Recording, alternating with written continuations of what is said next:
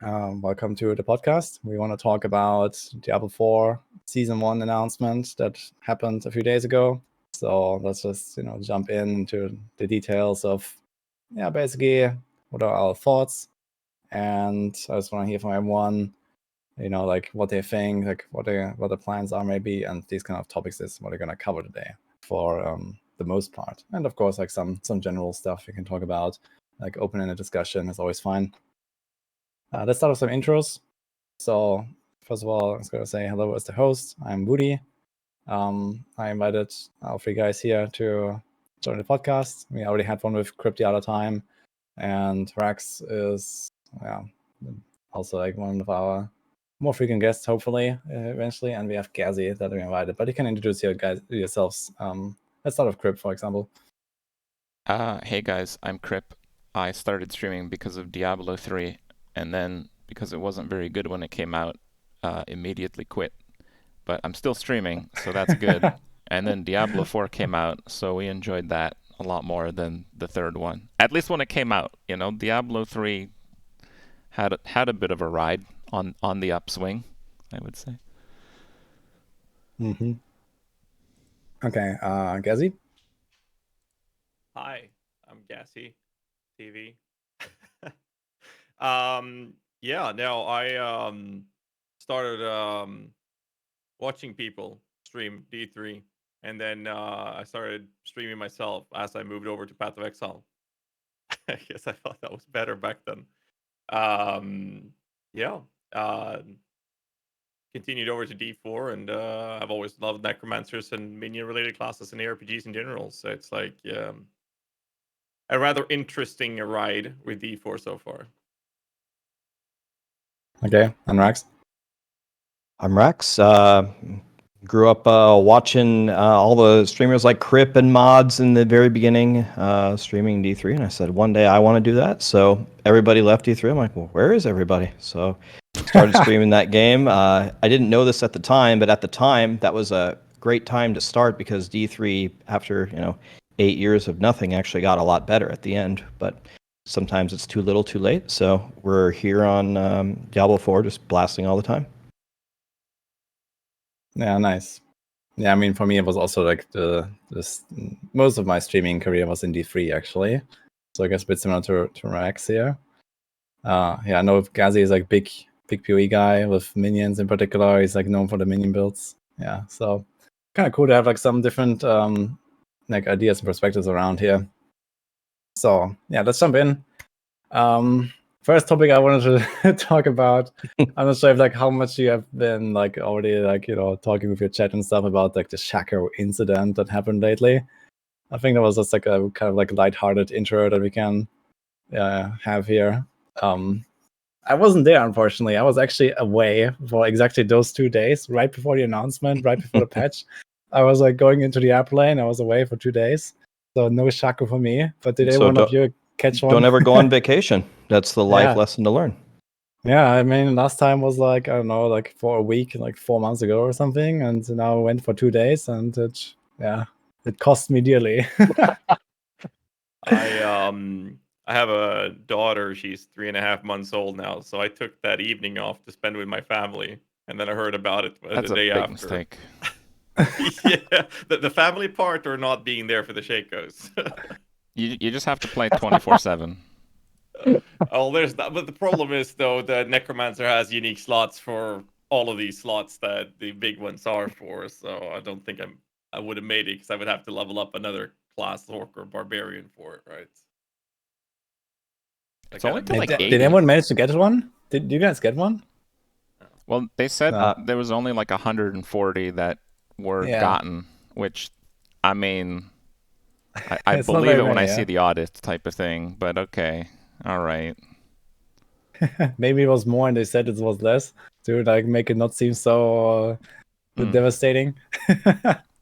They had the meme. They had the meme because it happened during like US hours. They had the meme on Diablo 4 Reddit where it's like Europeans waking up in like the bar when they had everyone is wearing Shakos. Yeah, so Yeah. I was playing like the whole day, and I like when the patch came out, like uniques are unlocked in Helltide. I'm like, all right, and I got off stream, and then people did one Helltide, and then I got like a million messages on Discord like, Raxx, you need to do the next Helltide. Their Shaco's dropping everywhere, getting like screenshots here. I'm like, well, I wasn't planning to play D4 tonight, but I guess I'll get back in. And I wasn't like doing it for like evil purposes. Like, oh, I knew they were gonna fix it, right? I just wanted to see if I could actually get it to drop, but it wouldn't. Couldn't get one. Yeah, I know it was only for one Helltide and was fixed afterwards, right? So did you do it on the second one? So it was probably already fixed. So yeah, so I did the second one, and I think they fixed it in the middle of the second one. So everyone was like in a frenzy and trying to get it, and it was kind of funny because it's kind of like, I think what Kripp was alluding to. I don't know if there were actually only 140 dropped, but I mean, there was one guy that had a screenshot. I mean, unless he photoshopped it this fast, that said he got two of them. He got two of them in one run. So wow. Unless he was real quick to Photoshop that, I don't know. It seemed like they were dropping pretty. I mean, they called a meeting and emergency hot fixed it, so it seemed like they were dropping pretty frequently. Yeah, I guess if like 1,000 people try, then for sure. But yeah, I also seen like some people actually like screenshot. I also saw, I think maybe it might have been the same guy with like 2 Shacos. Yeah, like it's actually crazy. Yeah. But yeah. Well, what should Blizzard do about this is the question, I guess.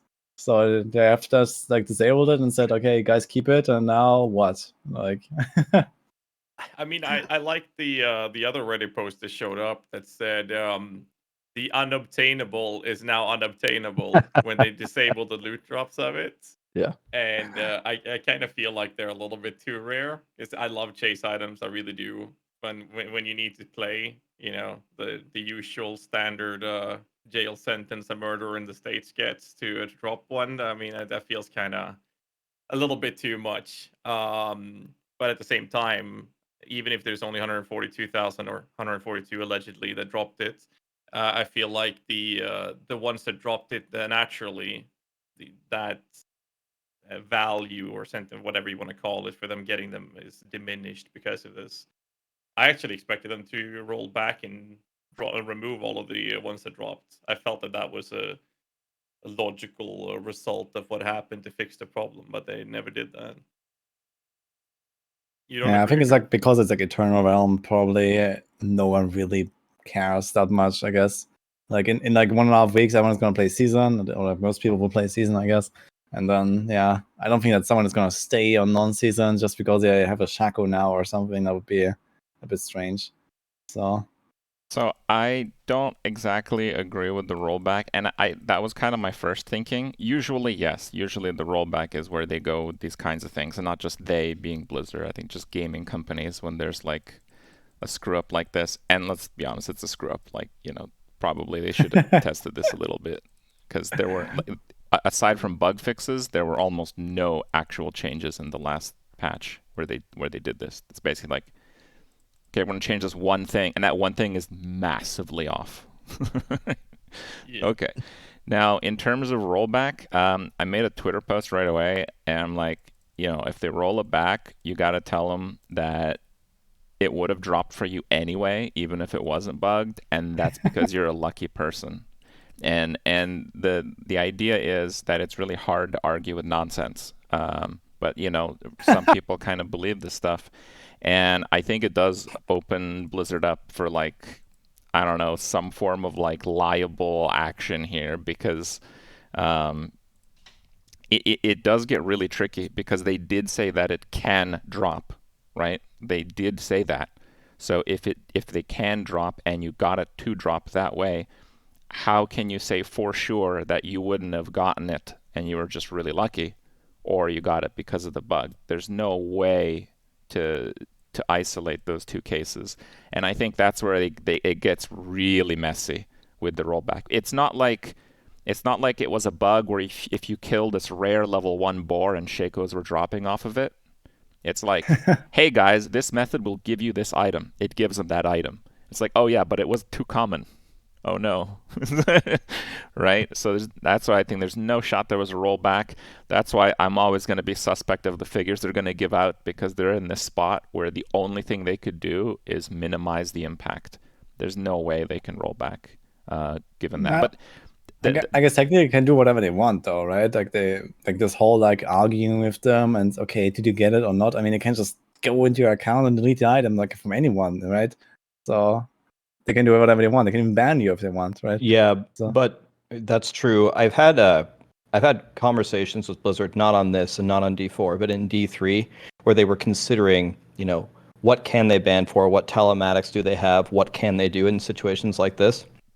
And to like complicate matters, like with what Kripp said, you aren't just dealing with like legislation in one country. Like people from all over the world are playing this game, right? And the laws are different in different countries. And I think, Blizzard has their terms that you sign to play the game, but I think it gets even messier when you have to consider these shackles probably dropped everywhere, and then you have to like make sure that you're okay doing this everywhere. And yes, you did sign the agreement to play the game or whatever, but it's probably much more difficult to roll it back than people would think. But I mean, 100 mad people losing their shackles versus preserving the integrity of the game. I think if they could do it, they would do it. But I'm guessing, yes, it's something with legislation as to why they didn't.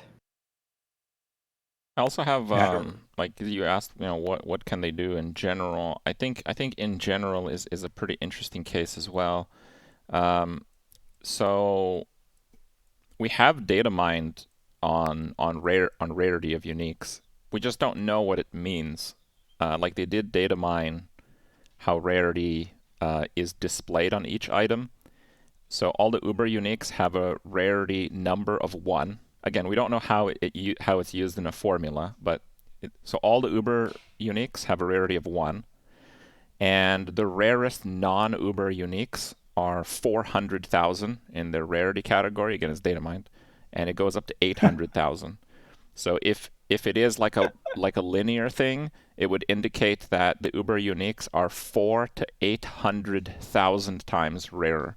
Which, if we go by what we've seen from like the countless hours people have streamed and all that, that could actually be the case. It could actually be like almost 1,000,000 times rarer.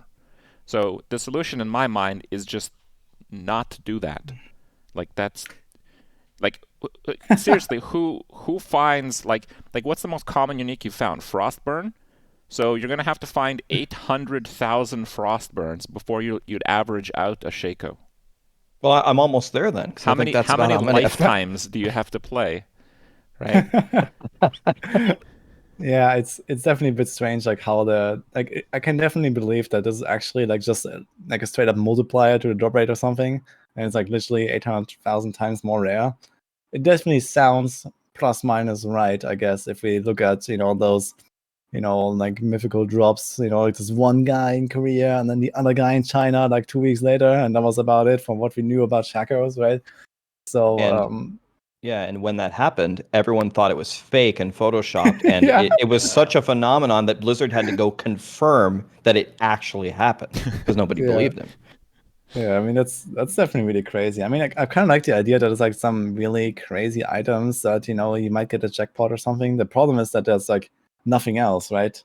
I think we talked about this like in another episode as well. Like it was just like they have like this extreme high end in Diablo 4 with like, for example, Uber Lilith or also like, these drops, and then there's like miles and miles of nothing, and then comes the next thing, right? And there's nothing in between. That is like something kind of rare that is also really good, like half a Shaco, let's say, or whatever, right? Or like, even like 100 times more common than a Shaco. This doesn't exist. There's like the Shaco, and then there's like 800,000 times more common, So this is like the major problem I have with this whole system. I don't really mind that these items exist and are like Omega Rare, but they're kind of like missing like 7 different rarity tiers in between, I feel. I mean, sure, to some degree, but like what it sounds to me is like it just follows the name of the game that they've been doing ever since the betas. It feels a lot to me that they're throwing numbers at different things and not really testing them. Like the Shaco incident is the closest one we've had. But it's like they just come up with a random number and being like, yeah, this sounds like a good number. Let's just smack that on, and I'm sure that's going to be fine. And they don't even bother testing it or thinking anything. They don't think about it deeper than that. They just put a random number on it. Another example of that would be the nerfs to the minion survivability based on community feedback based on the betas. It just felt to me like they just threw a random number at it and just like, this is fine. And then when people were complaining, they changed it to be a little bit better. And even that change felt like they just put a random number saying, hey, this is fine, without ever testing it. And it just feels awkward. And it feels like it's consistently happening in the game. And specifically with the minion changes that would happen during beta, I voiced my concerns, not about that specifically, but the problem for me and the concern I had was the way they treated the changes. They got praised for listening to the community because they made a change, but in behind the curtain, it was, from my perspective, a random number thrown at the game and being like, hey, this is surely fine, let's just put this in. And that seems to happen consistently. Do you guys agree with that? Or I mean, I've seen it in other things. Like when I did a lot of data on nightmare dungeons. I wanted to find out like what was efficient to run. And when I was done with it, I found like the best nightmare dungeons were more than twice as good as the worst ones. And I was just kind of scratching my head, and I was like, I'm just one person, and I just ran them all like once or twice, and I can see these huge discrepancies. And I was like, I don't. It makes me wonder, kind of like what you're alluding to. Did they even test this? Was it anybody's job to make sure that they were kind of even at all? And then I do another category about speed to completion, and then I tried it on multiple characters and got pretty much the same data. Even the speed to completion is very, very, very different. So yeah, I mean, I kind of agree with you. I'm not really sure how they come up with their changes, but they don't always seem calculated. Well, I do feel like in general, Diablo 4, and I think it was a lot looser even in that first beta. I think the knobs are not finely tuned on anything. So I mean, when you have almost all the numbers being a bit off, a bit loose, it's really hard to just nail something down because there's so many interconnected systems. Like I actually think the best dungeon being twice as good as the worst dungeon, I think that's pretty good. Given like all the crap that goes on in the dungeons. And I also feel like a lot of the classes, they have a lot of the same strengths and weaknesses. Like the only class that I think is really good at dealing with a bunch of random ranged monsters is like a pure minion necromancer. Because the scaly mages, they always just do single target, and they're really just hitting all the different one-ofs on the screen. But then there's like no other class that's really good at dealing with like those dungeons. So, but that's the thing where it's like 95% of builds are just kind of good and bad at similar things, right? So I don't know. Just a lot of interconnected systems with that. I just thought to mention it. I don't know. Yeah, personally, I don't really feel like it's. I mean, okay, there is like definitely fine tuning to be done and stuff, but I feel like with at least some of the balance tuning they have done, they have generally at least identified the right spots to start turning the knobs a little bit. So even if it doesn't really hit like the mark immediately on like the first round of balancing, I think that generally they're kind of going the right direction with most things that they touch. So it doesn't like necessarily end up in exactly the right spot. But I felt like, for example, after the open beta in March, and have like done this like insane like balance adjustments, and I felt like stuff definitely became better. And I think it's similar with the dungeons. Like they've tried to even out the dungeons a bit. Some were way too packed with elites and stuff like that. So I guess it might also be because you might have different like dungeon designers, like actually like populating the dungeons differently, and there was no one ever doing Raxx's job, basically just like normalizing everything. Yeah. So now we have Raxx on that. So yeah. So I guess that's probably like how it went, I guess. And on the other hand, I also don't really see the need to make dungeons necessarily exactly the same. I think it's fine that some dungeons are longer than others. I think it's fine that some dungeons are, more populated than others and stuff like that. It kind of, as long as they're like somewhat in like the same, like, on the same scale at least, like, it's probably okay. So it doesn't have to be like just this one dungeon that you want to run all day long. They kind of like killed normal dungeon farming now anyway. and it's just like Nightmare Dungeons where you're supposed to have like an incentive to run, whatever random dungeon you get, so to say, right? I think if they maybe make it like an even bigger incentive to actually like kind of go through all Nightmare Dungeons, not just like the top 8 or something that you actually want to run and get sigils for, and actually like give you an incentive to run the other 22 as well, at least occasionally, maybe that would be a solution. Then they don't need to balance the dungeons themselves necessarily.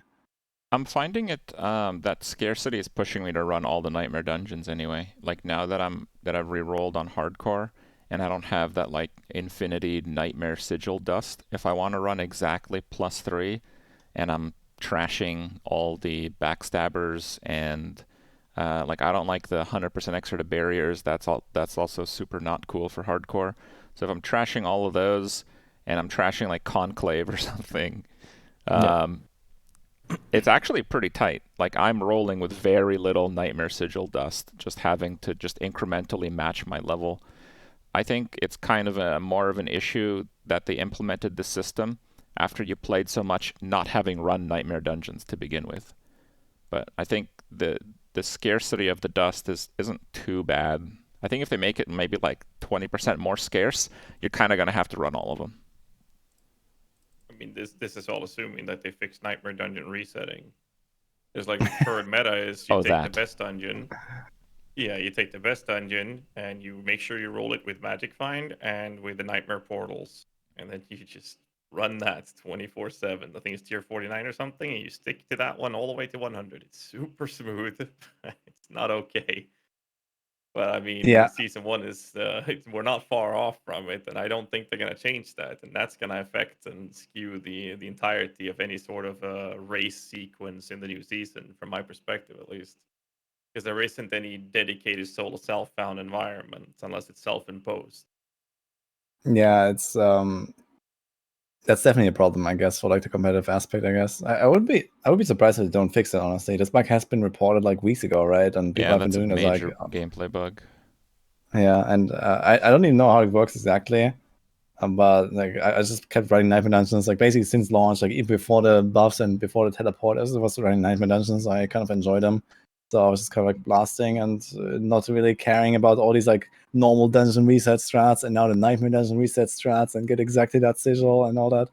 But yeah, I hope they're gonna do something about it at least, like with the season 1 patch.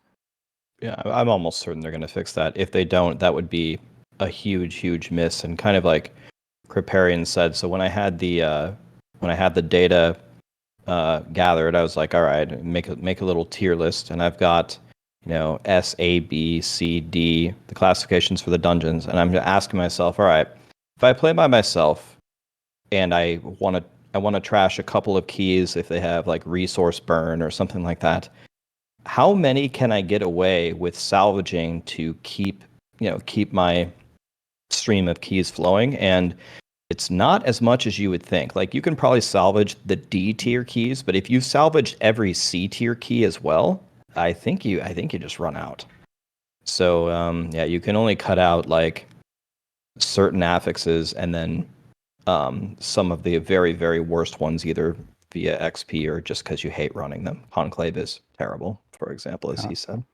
I see people in chat say that the Magic Find doesn't exist anymore because it was disabled apparently. So that was kind of strange. Okay. Wait, people were getting 1.2 amount of Shaco drops instead of 1? Yes. Unacceptable. Incredible, yeah. Like, why would they disable that? Like, instead of actually fixing the bug, or like with the reset, like they just disabled the Magic Find. That's very strange. Well, I heard there was, and I don't know if this is true, it's just a rumor. I heard there was like a big like underground RMT thing with it, where people would pay you for a Magic Find key. You join their party, you plug the key, and then you leave. There's like a whole underground like paying for it. It was actually shared on the official Diablo 4 Discord. Okay, so yeah. Magic Find, Nightmare Portal, Champion's Demise, and Blind Burrows were freely spread around on the official D4 Discord. Yeah, I don't go there very much, to be honest. But yeah, I guess this is the underground now, maybe. They're stopping the black market underground trading. I mean, Diablo maybe games, that came afterwards. Diablo games have been like They've been like pioneering RMT, let's be honest. Like Diablo 2, Diablo 3, it's part of the game. And people didn't stop outside of the game. So this is not a surprise. Yeah. But either way, I think that if they fix that, it's definitely gonna be much better for like the season one start. I don't think that people should really expect this strategy to be like the norm, right? I think that's like if they keep it running for too long, then people get too used to like this being how we level, and this is like so much more efficient. You get all the loot, you get all the XP, you reset the dungeon forever, right? And yeah, then they're gonna fix it eventually, and everyone's gonna be so used to like this super fast leveling speed, farming blind burrows all day long, and you're gonna be like level 100 in like 20 hours or something. I heard about some people having these kind of plans, right? So yeah, this is a bit of a major problem that people just get like too accustomed, I think. I'm not sure, like they should definitely like prioritize this kind of fix, in my opinion. Well, Maybe, I mean, but then at the same time, we also have to separate the general player base versus the no life degens that are looking to do everything the utmost effective way of everything, no matter if it's boring or entertaining to do. Like take the normal dungeon spam. I mean, I'm sure most of us have sat there in normal dungeons for quite a few of our hours during the initial launch. It feels like a lot of people have this myopia where we're literally just taking whatever is the closest to us that works the best, and we don't care about how that feels to run, how it affects us or the game or anything, but it does achieve the result the fastest, so we're going to go for that. And in the current state of the game, that's literally resetting a Nightmare Dungeon and just stay in there. So sigil dust or anything doesn't matter. We just stay in there 24/7, and we're also getting lift XP. If they fix that, suddenly people are going to start panicking and look for the next set, and it feels a lot like a lot of the ways that the game is currently played in the most effective way is either through glitches or bugs or unintended ways of playing it. Like they removed the reset dungeon button, for example, and we worked around that by just literally logging out or having party switches. I don't know where the balance, like the balance needs to meet bug fixes and glitch issues so that the game is played in the way they've intended to without that causing harm to the majority of the player base that's outside of the no life degens. And I'm not sure where they can do that, because if they remove the resetting, suddenly we're going to start seeing issues like you mentioned, Raxx, with the sigil issues and how many can you actually scrap. And people are then again going to look at what is the best dungeons to run. And if they only do that, they're going to very likely run out of their powders and end up in that position, which is obviously salvaged by having a party, and suddenly party play is more effective, and they have that issue. It never stops. It's always a problem with any fix that comes into this. A new obstacle on the road. Yeah, and they have an interesting problem that I'm not sure how they could solve it or what they should do about it, but a lot of people are theorizing, and this could change in the next 10 days as the game is out, hasn't been out for very long, but a lot of people are theorizing the fastest way to level 1 to 50 is to reset strongholds. So you do like 95% of a stronghold, and you just walk out, and then the monsters respawn. You just do it again. Because the stronghold monster is always a little bit higher than you. There's usually a lot of elites. You kill them, and you walk out. And then you say, well, you didn't finish the stronghold, so when you leave, what is Blizzard supposed to do? Is that just going to be the meta, or are they going to nerf the XP that you get from strongholds? But strongholds are supposed to be rewarding. So that doesn't even feel like a bug. That seems like how they intended strongholds to be. What should they do about it? It's like, I don't know. Maybe they leave it, and I guess that's what we do. But at the same time, I don't think Blizzard is sitting there in their chair leaning back saying, yeah, I wanted people to reset the core Dragon stronghold 50 times to go 1 to 50. That's what I had in mind. It's I don't always envy their position. Like, what exactly would you do about that? I'm not sure. Yeah. First we were farming the corpses in Kotagan. Now we're farming the monsters for the XP in Kotagan. Yeah, it's wonderful. I mean, I guess realistically they could like change the reward structure of strongholds a bit to like put more emphasis on the completion and the boss, because every stronghold has a boss, and you can just like make it like a really juicy chunk of XP for finishing it, right? And that's it. And why not, right? And you can like actually lower the rewards of the monsters themselves, and that would be not such a difficult solution, I think, and would definitely circumvent this problem that we're most likely going to see in like 1.5 weeks from now. Because this is absolutely going to be maybe not the best, but definitely a good strategy that I'm sure some people will do 100%. Like party play right now, it seems like between 1 and 25 before Kordogan seems to be doing any of the dungeons. Like you can start from dungeon level 1, like Dead Man's Dredge, and have 2 people split off and taking 1 lap each. It's super effective. And you don't even have to do any manual logging out to reset it. You just do the party switch to go into the other person's world switch, basically, with a reset. And then you can do the exact same thing in Kordogan once you hit 25. Literally, you never have to log out. So you can even run with a flask to it as well. So whatever fix they would have to do would also have to impact the whole idea of resetting through joining another person's world that might not have never gone into Kordogan, for example. I mean, it's again, one solution causes an issue further down the road. Just keep getting obstacles everywhere, and I'm not sure where the balance is. I agree with you, Rex, there, and that as well. Like, I really don't envy their position because I don't know myself what would be a good solution to it. I also kind of want to throw it in there that as long as there isn't like ample endgame, and there really isn't, they might just not care about the most efficient way to level. Because right now, leveling it's almost the entirety of the game for us. For like a casual player, it is the entirety of the game. So they might just not care about it being efficient more so in one way than another. I mean, it sounds kind of crazy because it's so backwards to like the last 10 minutes that we've kind of covered, but yeah, like I don't think they assume a normal player is going to enjoy resetting the same stronghold for 80 hours. So they might just be like, yeah, we're just going to leave that in. Like if a guy wants to level as fast as possible doing that, they're just like, good for him. You know, have fun having no fun leveling a character to max before you make your next one. So I don't know. I think that angle is pretty real, actually.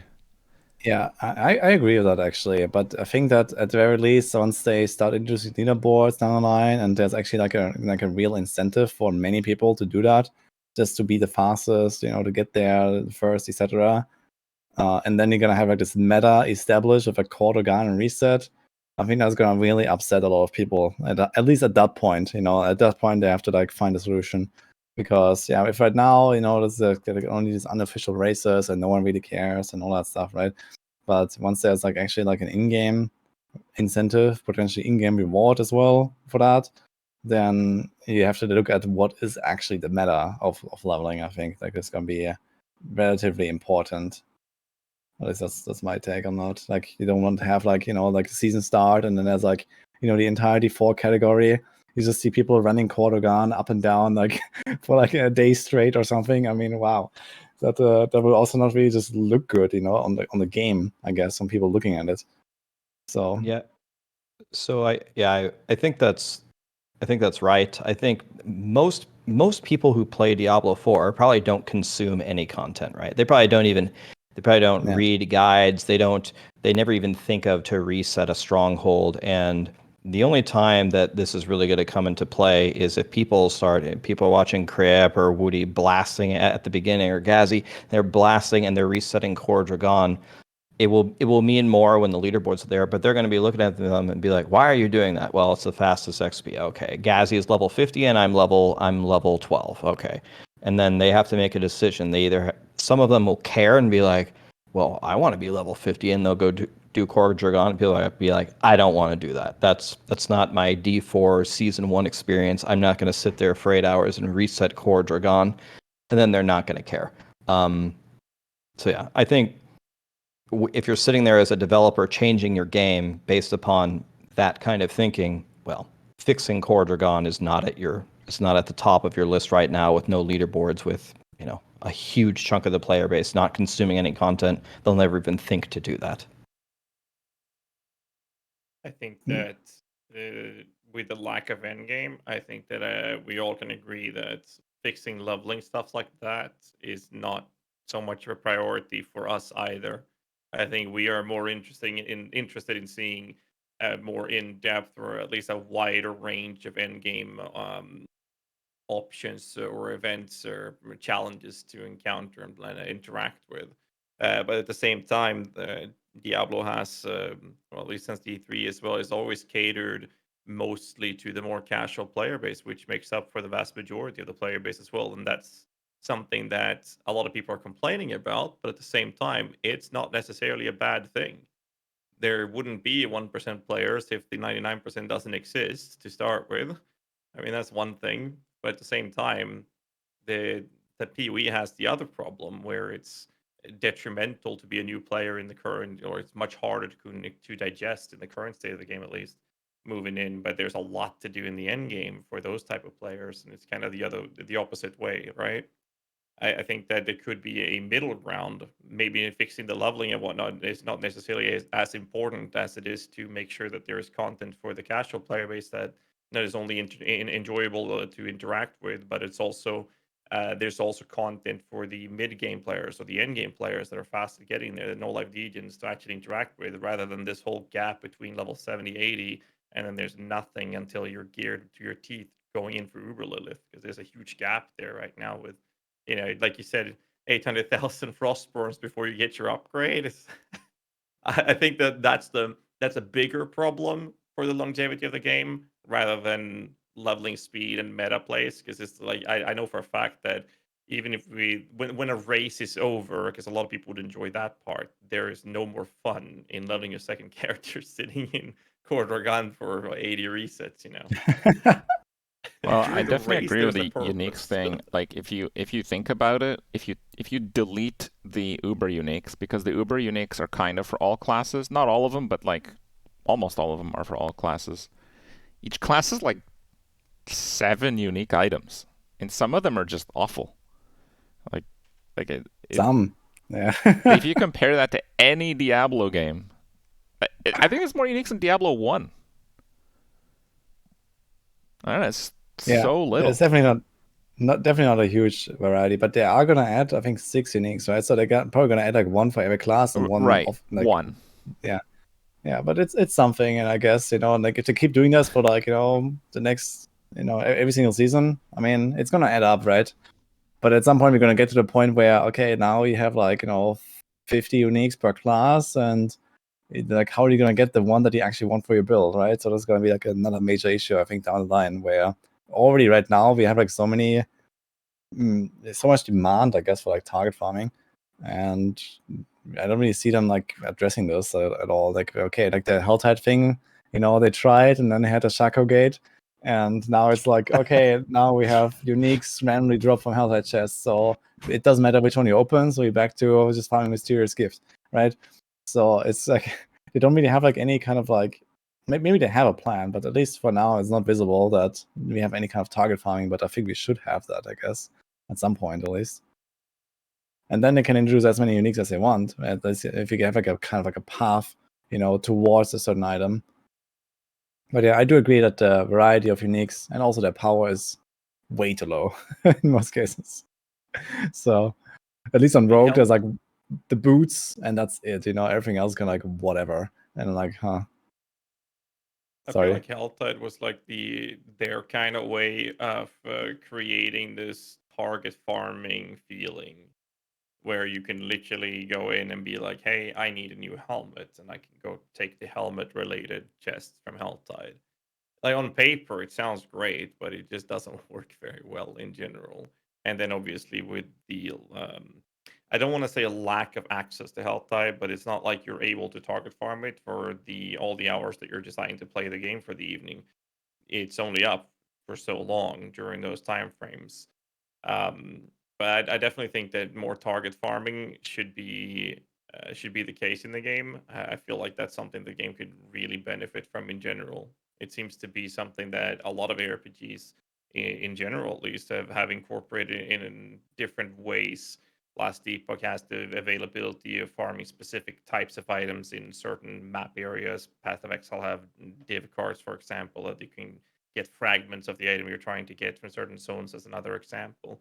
And it just feels like D4, if you want a specific item, say you're trying to get that Ring of Mendel to play that minion build, you can then be in a position where you have no way of achieving that. All you got to do is just grind the game out and pray that you get it. And once you've dropped 700,000 Frostborns, you might see a Ring of Metal. Not that crazy, but it just feels bad when you drop the wrong items and you have no impact yourself in the way you're playing to increase your odds of getting what you're actually chasing for. And that feels bad on top of this whole gap of upgrades for your build in the higher end game, like 70, level 80 plus. There's nothing, and you might like I have 3 level 100 necromancers, and I haven't seen that many that many Ring of Mendels. I've seen a couple of them, but it also goes back to legendary powers, because uniques is, some of them are build enabling. But if you look at legendary powers, such as a very sought after power being exposed flesh for the Bone Spear builds, it's the same problem there. I mean, over 300 levels of Necromancer, I've seen it maybe 12 times, and that's over 400 hours of playing the game. And it just feels very awkward with these super rare things. You have no way of impacting how to get it. Obviously, Obels can help you get legendary powers, but I think there's a huge problem in accessibility of feeling good farming something. Does that make sense? Like, I'm trying to get the point across here. I'm actually pretty surprised that they reverted the Helltide change, and so I agree with you. It would benefit a lot. I can't tell you how many barbs I've seen in my chat just endlessly say, "I can't get Bold Chieftain's Ring. I just can't find it. I'm level 100. I just don't have it," and it's pretty important. But my first rogue at level 200, I did not find a single umbral either. Yeah. It's crazy, dude. When I found my first 4 umbral on like my third 100, I thought I had won the lottery. I still have it in my stash. Like, I'm afraid to put it on anything because I'm like, I have a 4 umbral. Like, this is probably worth $1 million. Yeah, it's cool to Shaco, man. You have an umbral, dude. Wow. I found 4 umbrals on my first 100. All of them rolled with 1. Yeah, I mean, and then you find it is worthless. But one thing that I'm surprised about Helltide is why they change it. Like, okay, you have to solve the super unique thing. Okay, I understand you have to solve that issue within how you've changed it. But here was how I would advise someone to do Helltide. Oh, you get cinders and you always open the mystery chests and then you leave. Oh, okay, that's easy enough. When they introduced the target farming, it seemed like it made Helltide as an event better. Well, now you don't have to just do the mystery chests.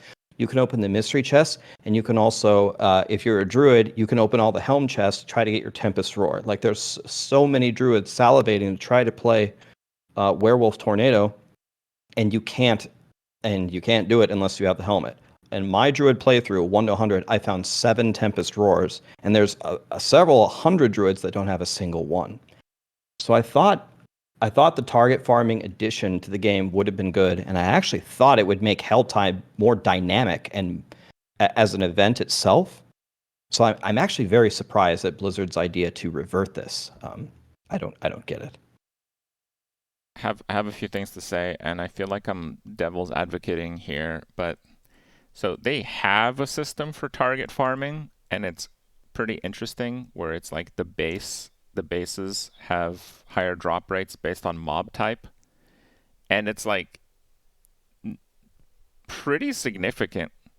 Like, if for a necromancer, you get like sides from drowned. So if you go to the coast and you'll kill a bunch of those drowned, like half of those rares are sides. Like, it's not too bad. Maybe they could even tune it up even higher, but yeah, it's not too bad. The problem is that first of all, it's a system that I think basically no one knows that exists. And the second part of it is it doesn't work very well with Nightmare Dungeons. Like, the number of drown and Nightmare Dungeons is none. Like, one of the dungeons has some drowned. That's it. So it's like, okay, great. So I got to kill drowned. All right, let me go do the Nightmare Dungeon so I can get scythes. And there just isn't one. So it's kind of like that. It's like a good idea. They kind of made the system for it, and then before finishing it, they just kind of launched it. So that's kind of, yeah. So again, I think it's one of those things they have to just revise and make it polished once again. And I imagine that if this system was even a bit better tuned, you could potentially use it to like target farm some uniques quite a bit more, especially if like, you know how you get a lot of uniques at the end of a nightmare dungeon? If some nightmare dungeons were tagged with mob types, like maybe you could influence your completion reward. You know, that would be like really, really cool way to do it. Like a really elegant way to do it, really. But actually, I think Helltide's the best system they got. But I think what they need to do is they need to like buy out that helltides.com site and then just like make that website in the game. So people in the game can vote for where the chests are and where the events worth doing are, and then just have everyone kind of swarm those things in each of the different zones, local to like the one server that you're on with like the 15 other people. And I think Helltide is their one system that, unlike any other, actually seems to work with like this open world multiplayer thing. Like they really pushed that idea about Diablo 4 being unique in that way, where it's open world, it's always online, you're always engaging with other people. Really the one thing where that kind of works is Helltide. So I think they should maybe even double down on, expanding it, making it more frequently.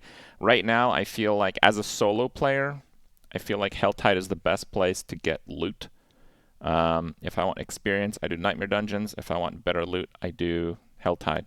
But I think the efficiencies involved with group play kind of just throws all these systems out of the, like, I think the game is not finely tuned enough for group play to adhere to the standards that they've set up for solo play. But for solo play, I think Helltide definitely has a role in the game. Yeah, I think Helltide. I agree with you. I think Helltide is the best endgame system that they have in the game so far. And the reason why I think it's the best is because well, close to it. It's the only event that they made where I actually interact with everything that they made with it. They corrupt a whole zone. And so what can I do? I can click the corrupted ores. I can do the events. I can go kill the boss. I can go look for the mystery chests. Which of those am I going to do during a Helltide? All of them, because one of them gives me Forgotten Souls. One of them gives me a lot of XP and obols and this and that. I think Helltide just works. Like the only part of it that I don't really interact with are the chests that aren't the mysterious chests. I only open them if I have some leftover cinders at the end, but when I've opened all the possible mystery chests, I leave. But that's why I thought this system would actually keep me in Helltide for the full hour, because now I'll target farm. Okay, I'll go get this ring for my minion Necro. I'll open a couple ring chests and see what I can get. You don't interact with the one thing that they teased Helltide with, right, before launch. They said, okay, this is where you target farm, right? So you can open these chests and you can get this ring, man. Wow. And now I'm like, okay, you go to this ring chest and you click it, and then there's like one yellow sacred ring popping out. And I'm like, wow, 75 cinders. You know, they have the godly event for all the reasons that they didn't list. Yeah, exactly. Like, can they not just make it like, make them like, give them like a boost to the item power, give them like a boost to like the item affixes they roll, it's like just make them like, smart loot a bit, like, like get rid of all the trash affixes they can roll in the ring and actually have at minimum 2 like really good stats, like life and crit or whatever, right? Like stuff that people actually want. And then you'd actually have like a bit of a reason to go there and try to get good loot, right? So, like the way it is right now, man. Do rogues even have trash stats on rings? Like, I'm playing a necromancer here. I'm not buying what you're selling. Like, what? It's worse on necromancer, way worse. Because if you're not there's playing also, minion, you get all the minion stuff. Yeah, I mean, either way, yeah. So regardless of class, and like if some is like harder than for others, I understand that. But like the problem remains that it's just like the same random trash loot that you get anywhere else, right? I can just go into a dungeon, I can farm Nightmare Dungeon, and be like 5 times faster on my way to level 100, and I can still get rings there at not even a terrible rate compared to the Helltides. If I go around and actually try to find that chest, and it's just like this whole target farming is just like really broken, and I think this definitely needs like some major boost at the very least. Yeah. Nadia, any more notes on like Helltide and stuff like that, or like I want to talk about the season. So we had a lot of like general discussion now, and I think it was kind of interesting. But I would really like to hear your thoughts about. Well, let's start off the announcement trailer and like the announcement presentation, maybe. So how were you feeling? I wasn't there live, unfortunately. I only watched it like yesterday, actually. I had like a late watch party. So how was it live with everything involved? I gotta be honest, I was a little bit disappointed. I kind of thought they would go really big with season 1, and the mechanic was like, oh, so we lose 750 armor? Can I even play Sork? I don't know. I rewatched the trailer again, and the trailer was really good. It was done epic. They kind of, I think, very clearly work off of the PoE playbook, where they have like a mechanic. You're gonna try to interact with it consistently as you play, and it's gonna give you some kind of power, at least for the season, which enables you to play, if not different classes, the same classes differently. Okay, so that's fine. All right, that's good. But then it didn't seem like that much of an encompassing mechanic. It seemed like super optional. Like this group of people, you guys are going to have like a spreadsheet if it's worth the seconds to even click on the damn heart once you have like, I bet you at a certain point it's not even worth clicking on that heart. Like, yeah. So it's really hard to be like wowed by that. I was expecting them to go a lot bigger for like a season mechanic. I was also really shocked when they said that it's definitely not going in the main game. I'm like, why not? Like, if they're going by the PoE playbook, the first few leagues that PoE had, well, they definitely went in the main game because there weren't a whole lot of mechanics in the main game, which I feel is exactly where we're at with Diablo 4 right now. Yeah. So, like, why not? Why is that written off already?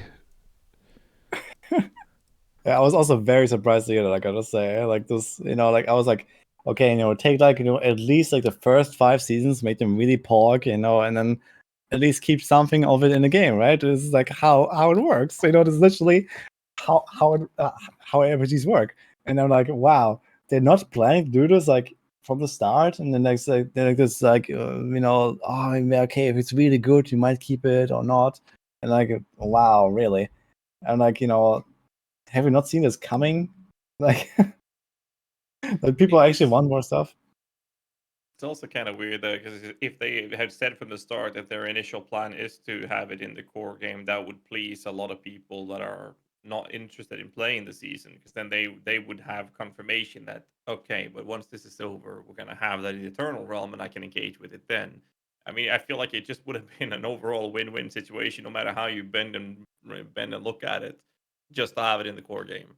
But yeah, I agree with you, Kripp, on that. The idea with adding more mechanics, because it would give us incentive to do more things in the end game, which feels very hollow in its current state of the game. But I don't know. I feel like this whole thing with losing 750 armor, it's specifically for Sork, is a big loss. But then Yeah, you have the other Sork aspect. can't bridge that gap. There's nothing you could do. Like, the other classes I mean, can let's just wait get until the we see armor those from hearts, I Paragon. guess. They seem very powerful, so there's probably going to be some defensive options as well, I imagine. Necro shields have no armor, and they can't give you a single point of armor. It seems very deliberate. I would bet right now there is no shot a single one of those can give you a single point of armor. No shot.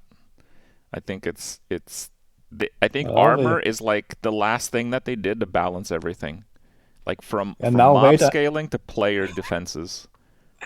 And now wait until they cap disobedience at like a quarter of its current stacks, and then it's gonna be fun, yeah. Yeah. So with the announcement, I had some notes here, and what Kripp literally completely agree with the things that he said. So if I was in charge of Diablo 4 before it came out, and we're talking about seasons, I would say to the team, give me every idea you have, and let's put our best one in season 1. Like, you only have a first chance to give a first impression at seasons, and I'm hoping that this was not their best idea. because it's okay. It's not as bad as like Double Goblins, but it didn't move me. One thing that I think needs to be said, and it's been said a lot of times, but I mean, I'm just gonna keep saying it until it stops happening. We were sitting there, and we're all hyped, and we're ready. And the season 1 announcement, and we already knew this was gonna happen, but it doesn't matter. And then the first 15 minutes we're on Immortal. I can't explain to you how badly it deflated every person, at least that was watching my stream, but I assume almost everybody was watching. People are explaining to me the dynamics of why they do it. Guys, I know what money is. I get it. I understand. It's like mixing oil and water, man. It killed the mood, at least in my stream. I don't know how it was for Kripp and Ghazzy, but it was palpable. It was bad. And I was like, oh.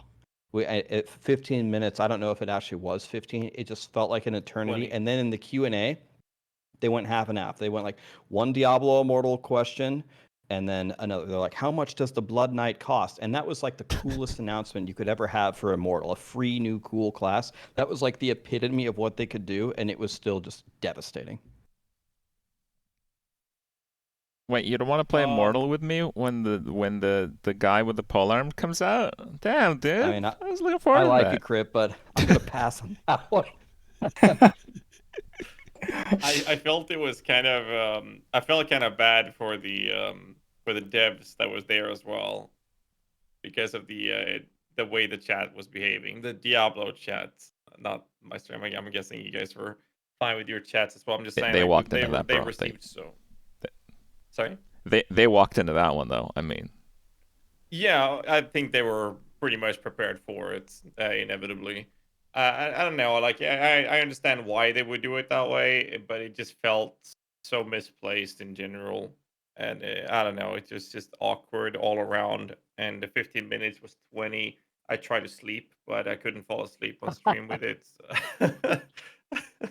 I don't know. It just hurts to watch. But yeah, I agree that it kind of deflated the excitement for it.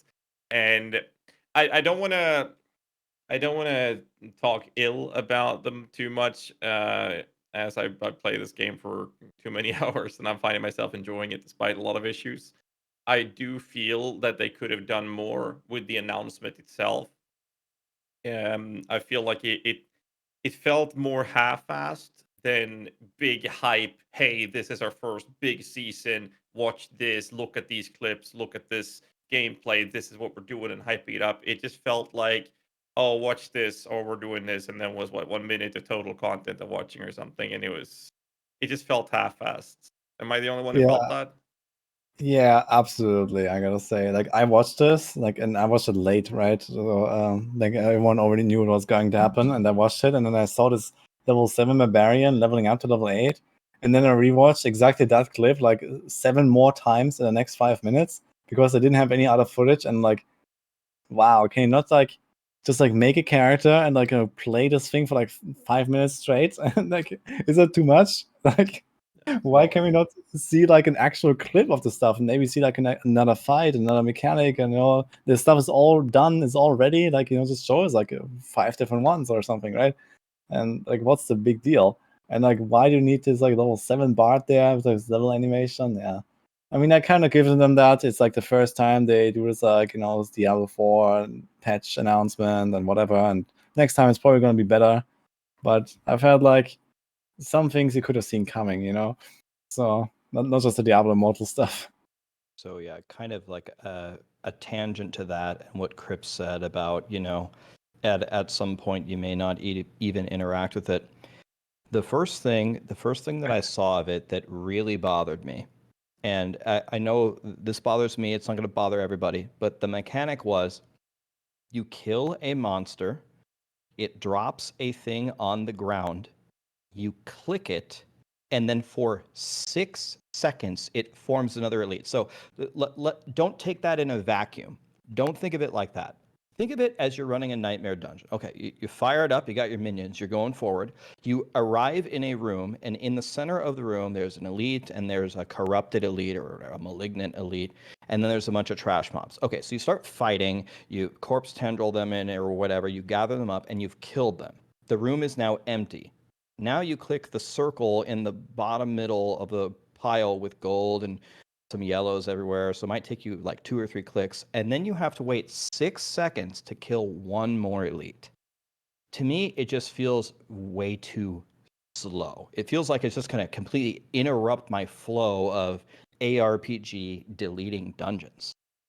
I really hope that me watching this level 7 barbarian do this is not how I envision it to be in the season, but it just feels way too slow for me to get exciting about. Like, if I could compare this to a different announcement where they would have said, rune words are back, and you can make these godly items that, if you farm the rarest runes, that sorcerers can actually live now, and your minions can actually survive, and we're going to put it in, runes are going to be in the actual game, and look, here's a guy going through a dungeon, getting some runes, and making a rune. I was like, and then not having the immortal mixed in with it. Like, I think the hype You're asking for for a it lot would have here, been bro. Corporate Blizzard's not happy with that statement. well, I mean, I think the excitement would have been 1,000 times higher.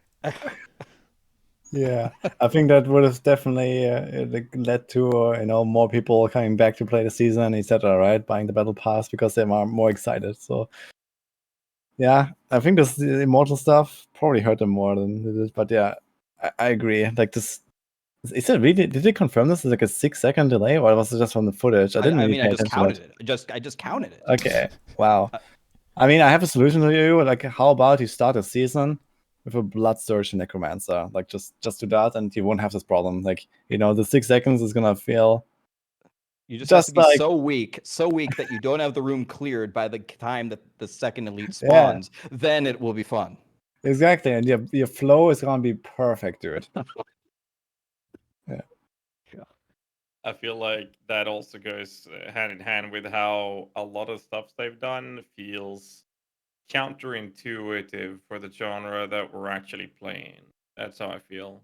Mob density cut down, elite cut down, and then like the excuse is now we found a baseline. You can only go up from here. I was like, and then the new mechanic is literally the same thing. We're gonna clear the room and then we're gonna wait for a mob to spawn. It feels like it's a mechanic that is rather simplistic, and at the same time, it goes against the idea of hack and slash by stopping us and making us interrupt our general gameplay of an ARPG. That's how I feel, if I'm gonna be completely honest about it.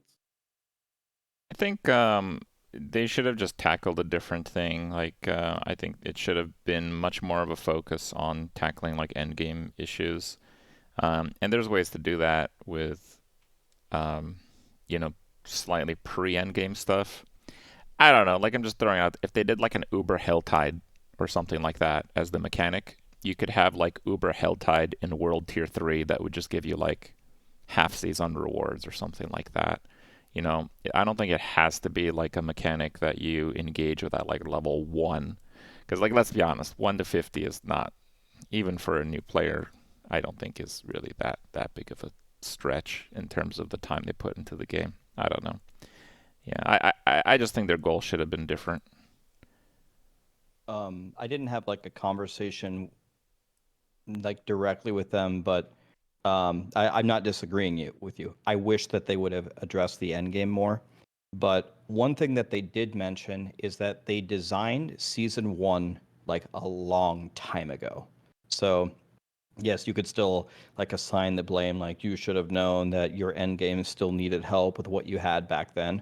But I don't think that I think if they had the information that they had now and how people are feeling that the end game needs to be revitalized, I think they would have, if they had a time capsule, they would go back and change it. So I guess personally, I give them a little bit of a pass if they made it a long time ago. They said that we know that the problem is in the end game and we will address it soon, but I guess they didn't have enough time to pivot to some other mechanic or something. Yeah, I think that's definitely a reasonable point. Like, I guess if like they're just like development schedule. Like they said, they're already working on season 3, so they probably have like always like, you know, at least like 2 or 3 separate teams, kind of like at least like already like in the design stage for season 3 and all that stuff, right? And season 2 is probably like well underway. And yeah, now they still have like 3 months to go until season 2 comes out, so there's still time to like, you know, add in a few more things or, you know, change it a little bit. But I guess even season 2 is like mostly like past the design stage, and there's like, you know, trying to implement everything and stuff. So this is probably how they're rolling, right? And I also think that they probably put like a bit too heavy focus on like the early game stuff and like, you know, actually interacting with it a little one. Like as Kripp said, like, I mean, who really cares, right? And it does. I mean, it's fine if a season theme kind of like fits in that, right? Like this season theme that we're gonna have now is actually fine for like level 1 and all the way to 100, I guess. But it doesn't have to be that way, right? It can be more endgame centered, and that would be totally fine as well. Or it can be something that, you know, maybe you see it, you know, even though you don't really get like any kind of like seasonal progression, so to say, of any kind of like, you know, like, let's say like these 1,000,000 hearts, right? You find them, and let's say that you can do this like a few times on the way to level 50, but it's basically kind of worthless because they're only gonna find 1,000 times better versions of them or something, which probably will happen anyway. So will you even interact with it on 1 to 50? You might just try it out a few times and then he's gonna move on anyway until later stages where you're like in torment difficulty and you actually get like item power 800 once or something. Well, I mean, they had a screenshot of a level 2 one, and it said there's a 17% chance on any basic or core skill to grant you 100% resources. That's a level 2 heart. So, I mean, yeah, I mean, you're gonna give me that at level 2. If I can go get that right away, yeah, I'm gonna go kill them. I think but you have no information like how rare is that Yeah. thing. You know, do you actually farm this like 200 times to get one of these drops or whatever, right? So we'll see, I guess. Yeah. I think like after we're talking about the announcement part of it, that's like a huge problem with the announcement itself. Their words were they're incredible and game breaking, and then we saw level 7 barbarian doing something that doesn't look fun at all, and they didn't like show us even they showed us an example, but barely any. Like, show us a few of these godly powers and help us get excited about the thing that you want us to get excited for. But we just don't know. But I mean, level 2, 17% chance to go to full resource. I mean, that's a problem for a lot of classes, right? Early game, you can't do anything. So yeah, I mean, if that's a reasonable drop early game, I will definitely try to get it. I gotta be real here though. Like, I don't think there's any amount of excitement that's gonna do it for me, considering for Sork anyway, and maybe a few other classes, considering that you're losing 750 armor, and that they said they're not addressing armor and resist until season 2. Like, there's no exciting ability I could get on a Sork if a level 30 Nightmare Dungeon, every archer's killing me in one hit. Like, there's no wow factor if I'm just dying every archer hit in like Nightmare Dungeon 30. Like 750 armor is so much, because the way armor works, just for those watching, I'm sure you guys know, it's like if you just wear gear, you have like nothing, and then like anything over wearing gear is totally crazy. So when you take 750 out of that, I don't even know. Like, can you even get like 40% reduction on a Sork anymore with like minus 750 base? It's like taking off your legs. Like, there's a lot of problems. I do want to say though, you mentioned Raxx, like the announcement. There's another problem with the announcement, I think, that I was very disappointed in. Blizzard has always been this amazing company when it comes to cinematic trailers. Diablo 4 is no different. It, like some of those, like the trailer and everything, it just blew my mind with how good they are. And then they have this season 1 launch, and for some odd reason, with this being preemptively done months ago, they literally just let the cinematic team go on vacation or something. What happened? They had an intern go on paint job or something on it. I don't know what happened, because that was nowhere near that level of excitement that they could have pushed for it either.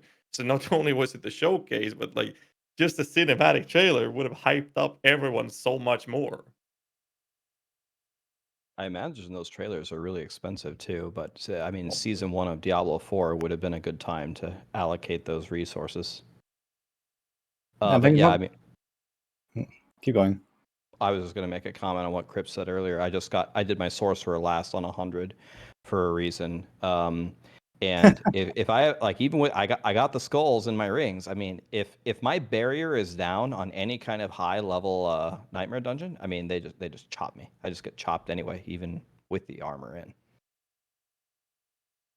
I mean, it's like a general Sorg issue, I guess, with survivability and the defensive cooldowns. I guess that needs some looking into. I wouldn't be surprised to see some major Sorg buffs anyway in the patch notes. Copium. Cooldowns are fine. But It's just yeah, just get What? one tapped. Like Sorg gets I think 300 armor from Paragon. The next lowest is like Necro, which is like 2,000. Again, I mean, not every build necessarily picks up every single armor node, I guess, but yeah, I kind of get the point. Let's say that they do implement the defensive hearts that would make it functional, no matter how they do. I'm with Kripp on the idea that I doubt they would ever implement something that says, "Hey, you're going to get X amount of armor." I don't think we're going to see that. But let's just say that they do implement defensive ones. We have to keep in mind that these hearts, they're color coded, right? The sockets are color coded. So what happens when you drop that unique item and it's a really bad color for your build, or you have already socket that defensive one for your Sork that makes it playable into another item? Because if you take it out of the item, it's destroyed. So now you need to farm a new one. It just creates this unnecessary, frustrating loop of grinding out the same thing again. If you have something that makes a build enabling drops, for example, on the hearts, because essentially, to my understanding, these are meant to be super overpowered and broken and potentially create new possible builds for us to play. And if you have one of those, you socket them into one of your gear piece, and then you drop something else that'll have to replace it, and you're limited again on the colors. So you're then going to have to farm this 6-second delay elite to try to find another one. It just feels like there's a lot of obstacles that's going to make it feel frustrating and annoying the more I go dig into the mechanic itself. I also want to make a very stark distinction. There's like a big difference between a defensive one and one that gives you armor. Because like getting armor from like 70 to 80 is just so crazy. And then getting like 30% less damage from close, that's just going to help classes that already get a lot of armor. Right? Like it's really the armor issue that I can't really get past. But yeah. I mean, there might be ways around that, I guess. This is mostly, in the end, it's like a balance issue, right? So, okay, Sork has little access to armor, and other classes do. And, well, right now, armor is like really busted, but you still have stuff like Disobedience. You still have like percent armor rolls. You can probably like make do with that, I guess, if you like itemize for it properly, even without the hearts. So, I don't think there's going to be like that major problem, I guess. I mean, I actually made characters. Like, okay, I'm not sure. Like, I didn't really think that this is like too hard or something, but I actually made characters where like armor kept without like temporary buffs. So it is possible to like stack a lot of armor, I think, and even for the Sorks, even without the 750, you can do some stuff. I don't think that's like really the major issue. I mean, in the end, it comes down to like what do these Millennium Hearts actually do? I guess not plus armor, but there might be other, temporary like utility buffs or temporary defensive buffs, and some of them might work really well for Sork, for example. Maybe they have actually thought about this and like, Sorks really suffer from exactly that. And maybe they're gonna introduce some mechanic that actually works really well with barriers, for example, right? And suddenly Sorks have like the upper hand there. So I know I know that I don't know what they are. I don't have any more info than anybody else, but I know some of them are defensive. I just don't know what they do. So they said they're crazy and build defining. So show me something crazy defensive, because if you don't show me something crazy defensive, I'll just take my base defense and just stack a bajillion offense and try to win that way, like most builds do.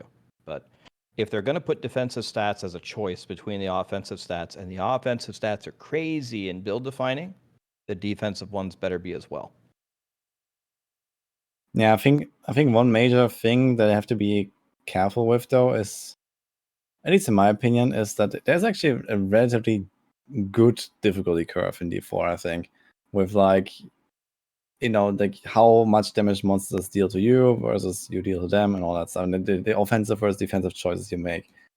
So I feel like if they just like give you really, really insanely powerful options for defenses, for the stacking defenses to the point where you just like become completely invincible, and you can still kind of stick in enough damage to like get your way through the dungeon or something, then this could potentially like really trivialize a lot of encounters, especially also like the endgame stuff like tier 100 pushing or Uber Lilith and all that stuff. Like if you can literally like stand there and face tank like every single mechanic, then there's not a fight anymore. It's just like boring, right? But So I think this is like something they have to be careful with, and I think the fact that right now the base game at least doesn't really have like this like infinite like toughness stacking, like just become like invincible and do everything you want, kind of like how you can do it in other games very easily with like a very marginal cost, like in D3 for example. You can become invincible at the cost of like 2 item slots, and you go down like 2 GR tiers and you're invincible, right? So this is kind of how that works, and I think this is something they should avoid in D4 in my opinion. I mean, I've literally seen 35,000 HP Blood Surge Necros with 45, 60 plus global DR and 80 plus local DR and about 10,000 armor getting chopped up in Nightmare 70 to 80. With that amount of defense, you shouldn't get one shot consistently at that level. I'd accept it be happening at 90 plus, but like 75, 80, 85, that level of tiers getting chopped up with that many defensive layers and that much HP feels obnoxious to me. And that's like a build that pretty much scales everything through defenses. And it just feels weird. I mean, I'm not saying that happens, when the stars align and you get this archer from 300 screens away shooting you with a bunch of modifiers. We're talking about that happening regularly at that tier, that difficulty of tiers, which incentivizes us to say, well, I just go with Bone Spear, whatever glass cannon I can think of, and make sure I kill them before I get killed, to trivialize the game that way. Similar to how a lot of builds are dealing with, at least in softcore, mind you, with Uber Lilith, where it's just easier to kill her before she touches you enough times to die. It just minimizes and trivializes the game mechanics across the board. And those builds are also limited because as soon as the enemies are not dying instantly, then you're done for. You're not going to be able to progress in that type of content. So there isn't any sort of defensive layers that I think of that is reasonable to build your character to the point where, yeah, you can do a Nightmare 90 plus. It's going to be slower, but you're not going to get one shot. The difference is you are going to get one shot unless you cheese it. And that feels bad, in my opinion. It doesn't feel like a good progression or a challenge to encounter. Like, what do we have on Necromancers? A minion build with Plunging Darkness and stunning them, sitting in Blood Mist. Or you have the Exploding Shadow Mist, also known as Infinimus. Same thing there. You're just sitting there making sure you're immortal to deal with it. And then you have other classes doing, their kind of approach to it, which normally comes down to make sure the enemies are dead before they touch you kind of approach. And that's fun in softcore to some degree, but it also feels really awkward where that is the to go to choice to beat aspirational endgame content. Then again, we're talking about content that is designed for the 1% no life Legion players at the same time. So, which we've already established, that's not something that they mainly cater to. But it is a problem, in my opinion.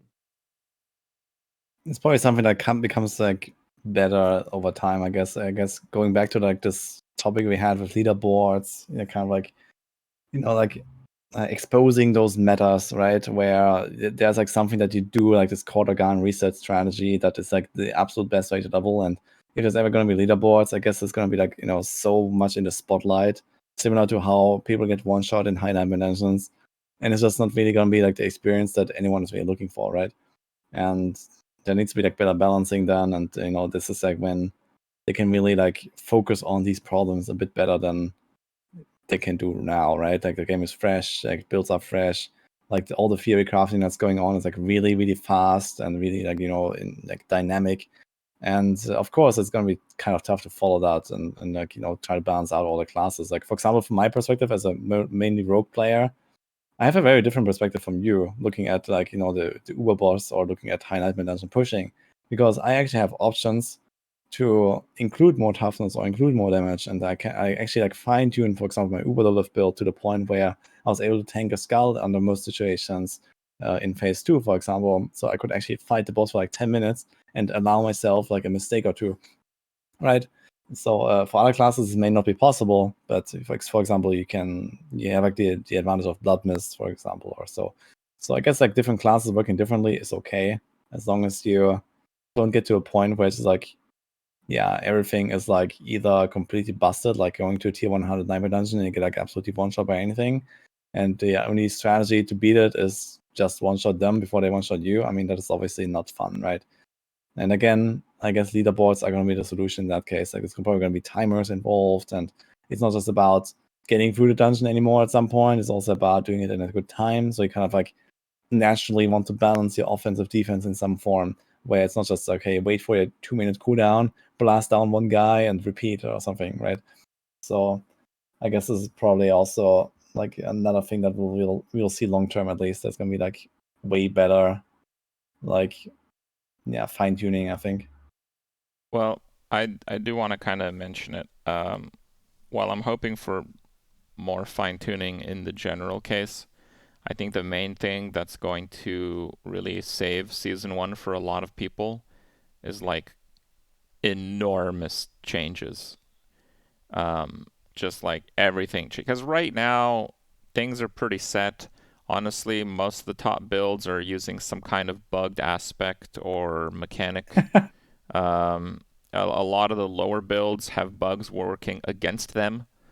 But really, if, you know, I think just big changes are gonna save it for me. Like, for me, Diablo 4 is kind of like Path of Exile. If you delete any mechanic after just running vanilla maps, that's it. Right? So we go through the campaign and we do that. But the difference is that I didn't know anything about Diablo 4 when it came out. So this whole like class discovery, seeing what's good, seeing what's efficient, that stuff was really engaging for me.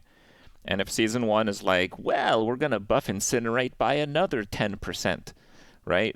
That's not going to do it. Like, that's going to be a huge fail in my book. They said that they have a long list of changes, but the impact of those changes, I think, is really the make or break for me for Season 1 and maybe kind of the game's future as a whole. I want to see fine-tuning, but yeah, I think for Season 1, I would rather see big changes in classes.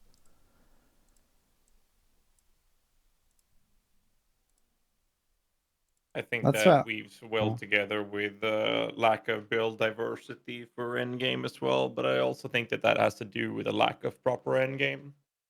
But I mean, build diversity for some classes are better than others. But it's like you mentioned earlier in the podcast, Kripp, with certain builds or build types or even classes are better at certain things than others, which is, you know, to be expected and sought after, to be honest. But at the same time, you have take Blood Necromancer, for example, feels like it's somewhere in between, in the middle pack. And if you want to make it function very well, you'd go with non-overpower, because if overpower doesn't actually scale with anything, even generic increased damage doesn't scale your overpower damage. Hidden coefficients and overpower scaling between Bloodlands and Blood. There's a huge list of problems.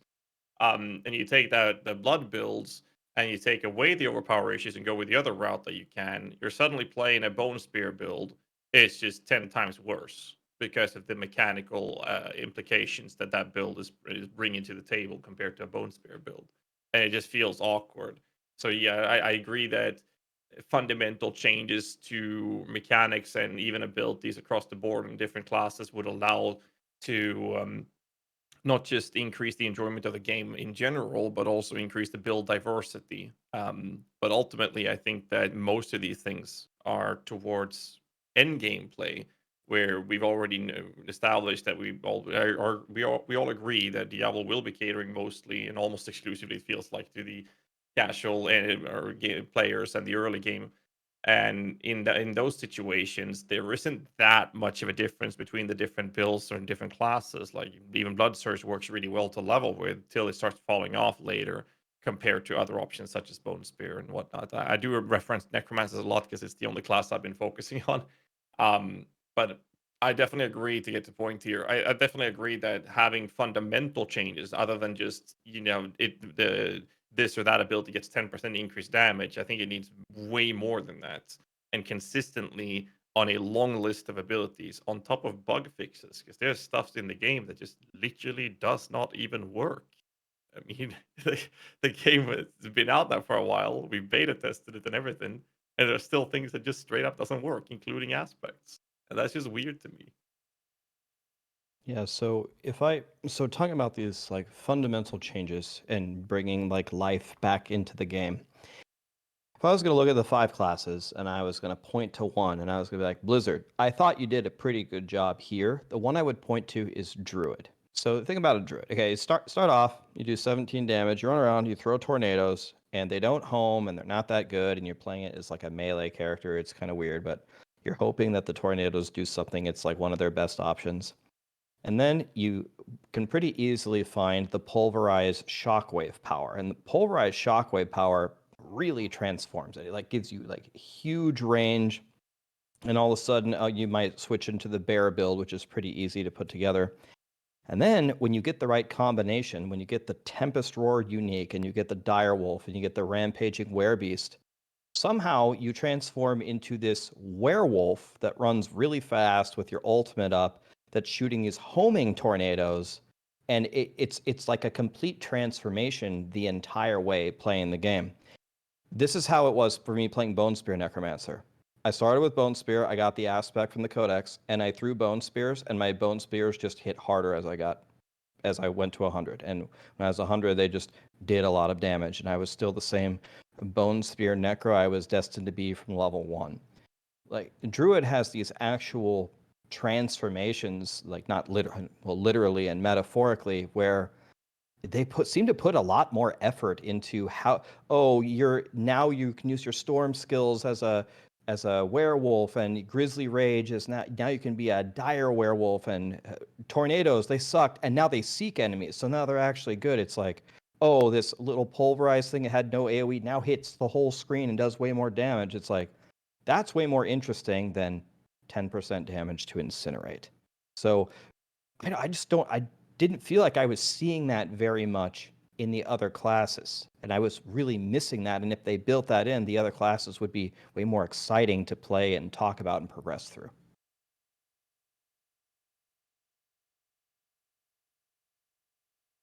Yeah, fair enough. I think that it's definitely one of the special cases of Druid, right? Where it's like a lot more like, you play around the drops, you don't have like anything good in the codex almost, right? You have like none of your core skill powers in the codex, I believe, and besides like more shred one, I believe.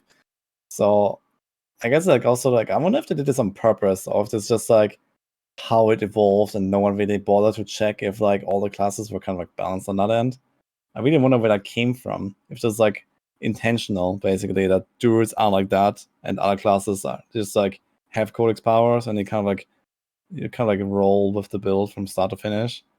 And druid is kind of like you get what you get and good luck.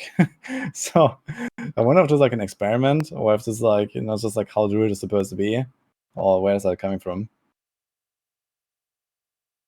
Yeah, I'm not sure. There's a lot of conspiracy theories out there. There's a lot of people, they give us a bad season 1, so we have a good season 1 later. It's like, if that actually happened, if that was the direction, then, well, that was the wrong decision. Should have went lights out for season 1. You only get one chance for a first impression kind of deal. I'm not sure. There's a lot of...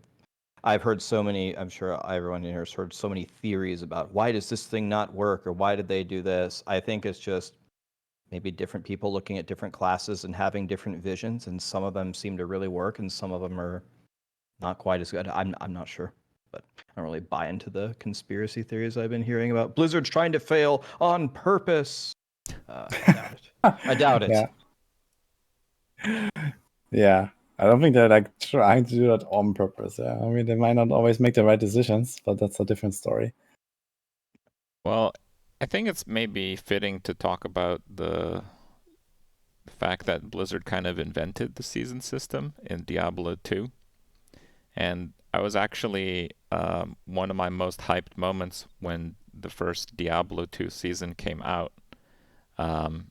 Because in Diablo 2, respecking is not very easy. So you always want to kind of...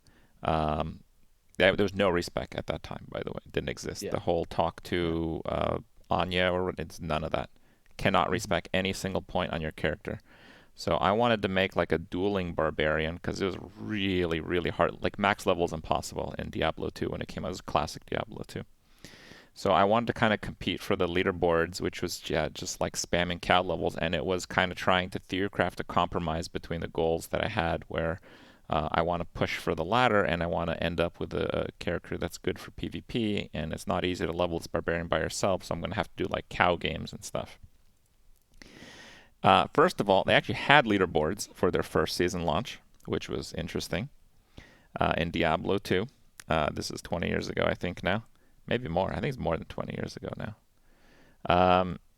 They were very competitive. Like, people were going crazy. Like, people were playing 24/7, like almost 24/7. You could see like the people, and they would like start to level off, because it's not like in this game like leveling to 100 now. If they had to do it all over again, it'd be over pretty quick, right?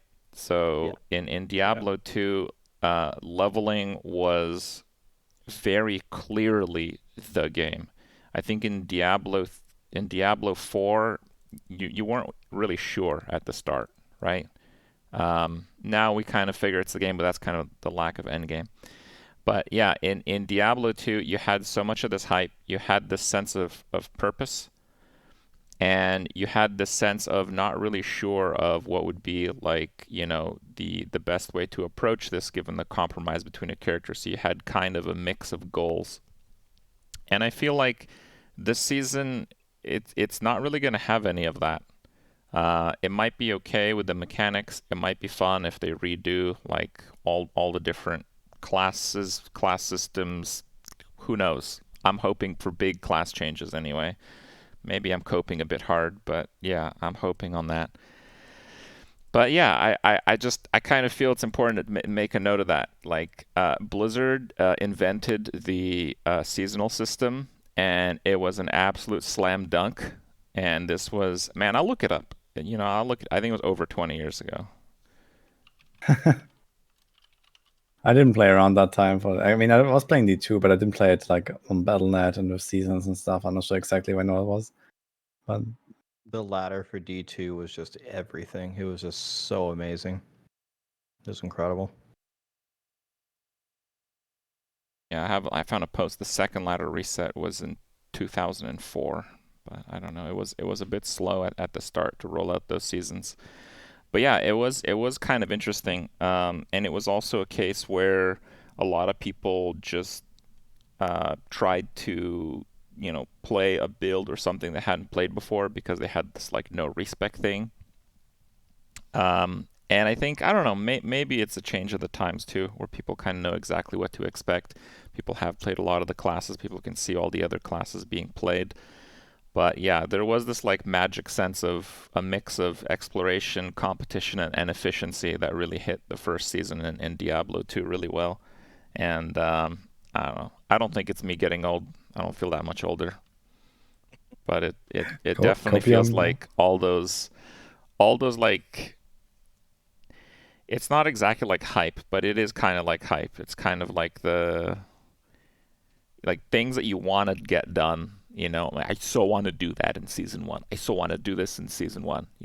Oh man, I can't wait to like make a different minion necromancer and see if I can do Nightmare Dungeon 100. I don't know. Even that sounds kind of lame just saying it honestly, but you get kind of the idea. Like, I don't know what my goals are for that. I think that was kind of one of their issues for the core release of the game. I think that's why they had that last minute like level off.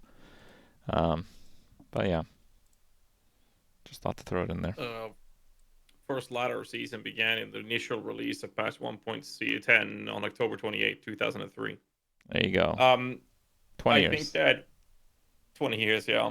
I think it's important, though, to keep in mind that gaming has changed since then. Obviously, it's been a while. But also that games in general has always catered to a younger audience in general. Not sure what people would refer to as a younger audience these days, as gaming has become more and more acceptable for across the board. But I do want to say that I firmly believe that the vast majority of the player base might not even be alive back when Season 1 released in Diablo 2 that are playing D4 now. We have all of these people coming in that saw the commercials on TV playing the game, KFC, Megan Fox promos. They're playing Diablo 4 all of a sudden, and now we have these Gen Z kids or Zoomers that are now playing D4 that never experienced Diablo 2. Maybe they did. Maybe they were in their, before they got double digits on the rage, started playing. I don't know, but it's like I think that a lot of people that are playing are never experienced what a lot of us ARPG veterans did, making it very hard to reminiscent about the past in that sense. At the same time, those things were good, and I think that there's a lot to be learned from those. But how would you think? Basically, the question would be, how would you think the best way to incorporate today's standards of gaming to fit the current audience based of that feedback or those things in the past, um, to fit the current audience? Because I feel like somewhere between what we veterans want and how the gaming industry looks right now with the audience that they have is so different that it makes it very, very hard to pinpoint where the middle ground really is. And I think a lot of us are very biased, obviously, when arguing about these things. But ultimately, there's a huge difference between what the ARPG veterans want and the vast majority of the player base, which are the casual players, wants. I don't know how to tackle that topic. So, a year or two ago, after Diablo 3 had a bunch of lackluster. First of all, they didn't have seasons in the beginning, and then they had lackluster seasons, and then they only got really good at the end. I was curious about that same question. Like, I wanted to know, because maybe my perspective is not what the general audience's is. Why do people enjoy a season? So what I did was, I had a question where I had like 5 choices. I can't even remember what they were. Like, which of these, if you could only have one of them, would be the most exciting thing for you in a season? And one of them was like, a seasonal theme that completely changes my character, or I want something that takes a long time to complete, so I'm engaged, I'm working towards something. And I posted it everywhere, and I concatenated the data, and there was an overwhelming answer, at least for the people on the internet, which might not be the casual players. The casual players don't even look anything up. But out of the people who bothered to answer, the overwhelming answer was power increase. I just want to hit harder. I don't care about the race. I don't care about the seasonal theme. As long as I hit harder and my character feels really strong, it was a colossal, overwhelming win. And I was like, that is not what I thought was going to win. And that is not really what I want at all. But I actually did this experiment, at least, I'm only one person, but I got some data, and everyone just wants to be stronger. That's it. So, as funny as it is to say, if my data is to be trusted, which maybe it isn't, as long as these hearts that you put in your ring just make you hit really, really hard, it's gonna be a win, I guess. I'm just gonna say. Go ahead. Yeah, I was just going to say that I'm just gonna like discredit you for like your lack of scientific methods, and this can absolutely not be true and not be trusted. Copium. I tried. I mean, if it's true, then at least Blizzard is on exactly the right track with season 1. So there's that, I guess. I sent them the data, by the way. I sent it to them. Oh no! Yeah, just a long time ago. So this is your fault, Raxx. Why did you do this? That's an aware moment right there. Yeah, I think it's important to keep in mind that we are playing ARPG. Like, it's an RPG. Like, people want to progress their characters, and one of the easiest way to feel that your character is progressing is that it's faster, it's stronger, it's more tanky, all of those features, right? But for that to be true, things need to work. Like, take minions, for example. Before all, content creators and everyone else has been digging out the information, data mining, it was really hard for us to pinpoint what actually scaled the class or this specific class, for example. The most people, I guess, I want to say most, but I don't know, but a lot of people, they looked at an item and they saw a green little arrow saying it's an increase on that stat, and they'd be like, that's better, I'm going to equip it. and that might be significantly worse than what you just had. And then you have the other problem when it comes to minions specifically, for example, where you could have two similar items with different modifiers, but since you had no idea which actually worked and which one didn't work, it was impossible for you to verify if it was an upgrade or not. And that it was so counterintuitive and detrimental to the idea of character progression, because it defeated that character progression feeling entirely.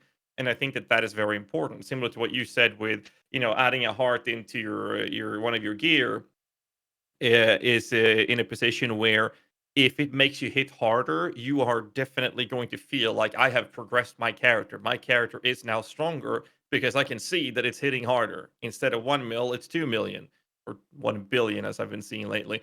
I'm just saying, like, that feeling of character progression is very important, because I feel like my time invested in this game have meant something. I have progressed my character. I feel stronger. It is stronger. I can tell. But the problem is when that's not the case, and that also weaves into things that isn't working in the game at all. I mean, don't get me started on frenzied dead aspect for minions, for example. But there's a lot of things in the game that just doesn't work, and it's really hard to feel that progression when there's so many problems. And then having this idea that hitting harder is very important because it gives you that sense of progression. It's just really frustrating. Is basically where I'm getting at. It's just frustrating when you can't tell if something's better or not, and that defeats the purpose of progression. And I think that's where we're at when it comes to the hitting harder parts. But don't you think that this is like mostly just like the minion necro perspective right now? Because I feel like the progression system is actually designed for you to have this constant kind of like increase in power, like all the way to the 100, like through better gear, through the paragons, through leveling up your glyphs. Like you constantly see these like slight increases as you go. So it's mostly that, yeah, you're talking about, okay, some stuff is broken and bugged, and like of course this stuff needs to be fixed. But I think it's like a very special scenario here. But what's the difference between level 70 and 71, where you just got 5 more intelligence? You can't tell, and the enemies just scaled up 1 level as well, so you're not feeling stronger. Yeah, but I mean, you also have 4 more higher as well. points, right? And you go to like towards the next glyph, for example. You're gonna like beef up one of your glyphs that you already have, and you kind of like at least from my perspective, I feel like as I level up, I only get stronger.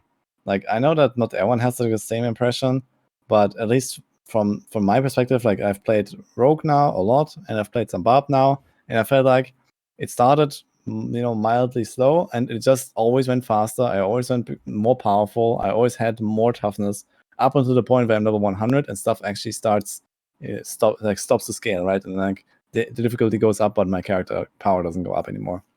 So But I think. Sorry, yeah. I didn't mean to cut you off. Go ahead.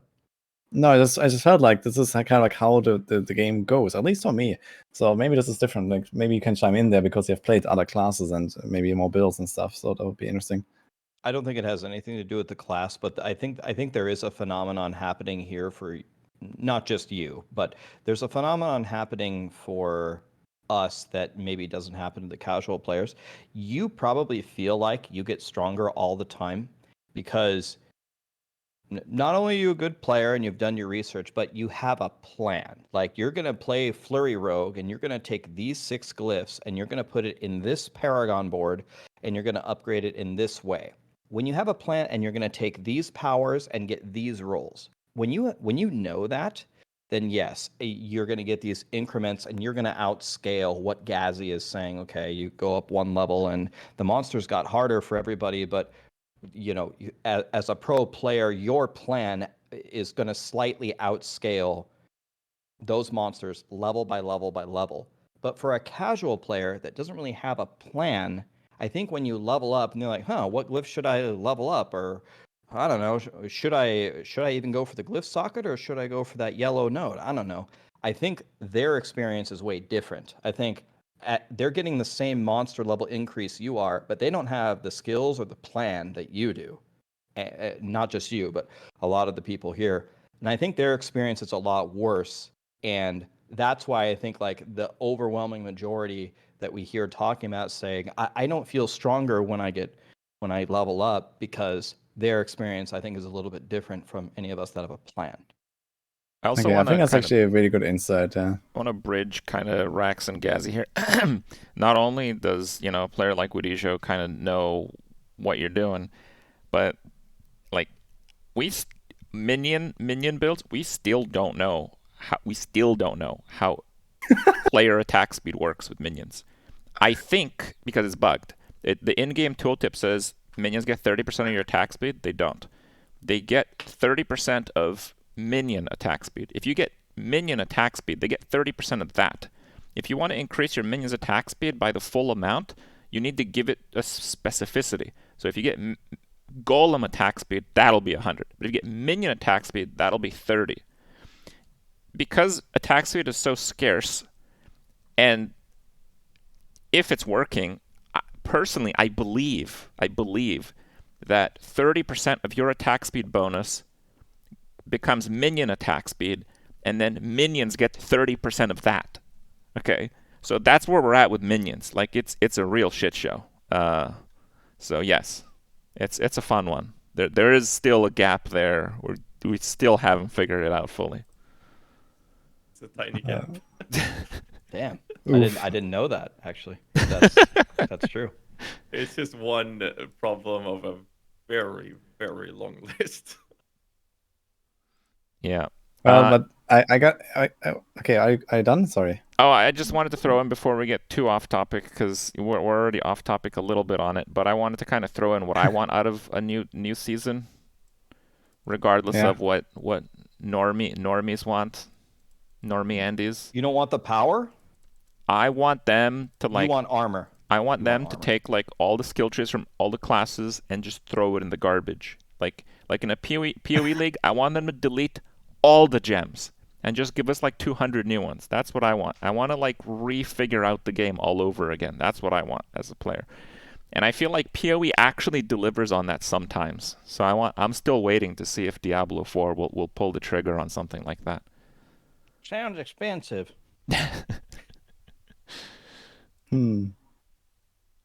I feel like they're probably not taking these kind of like huge risks, right, in D4, but it would definitely be cool to see. Like maybe this Millennium Heart stuff is kind of like going a bit in that direction with like potentially really enabling like crazy stuff that really changes how you build your skill tree and stuff like that. So who knows, right?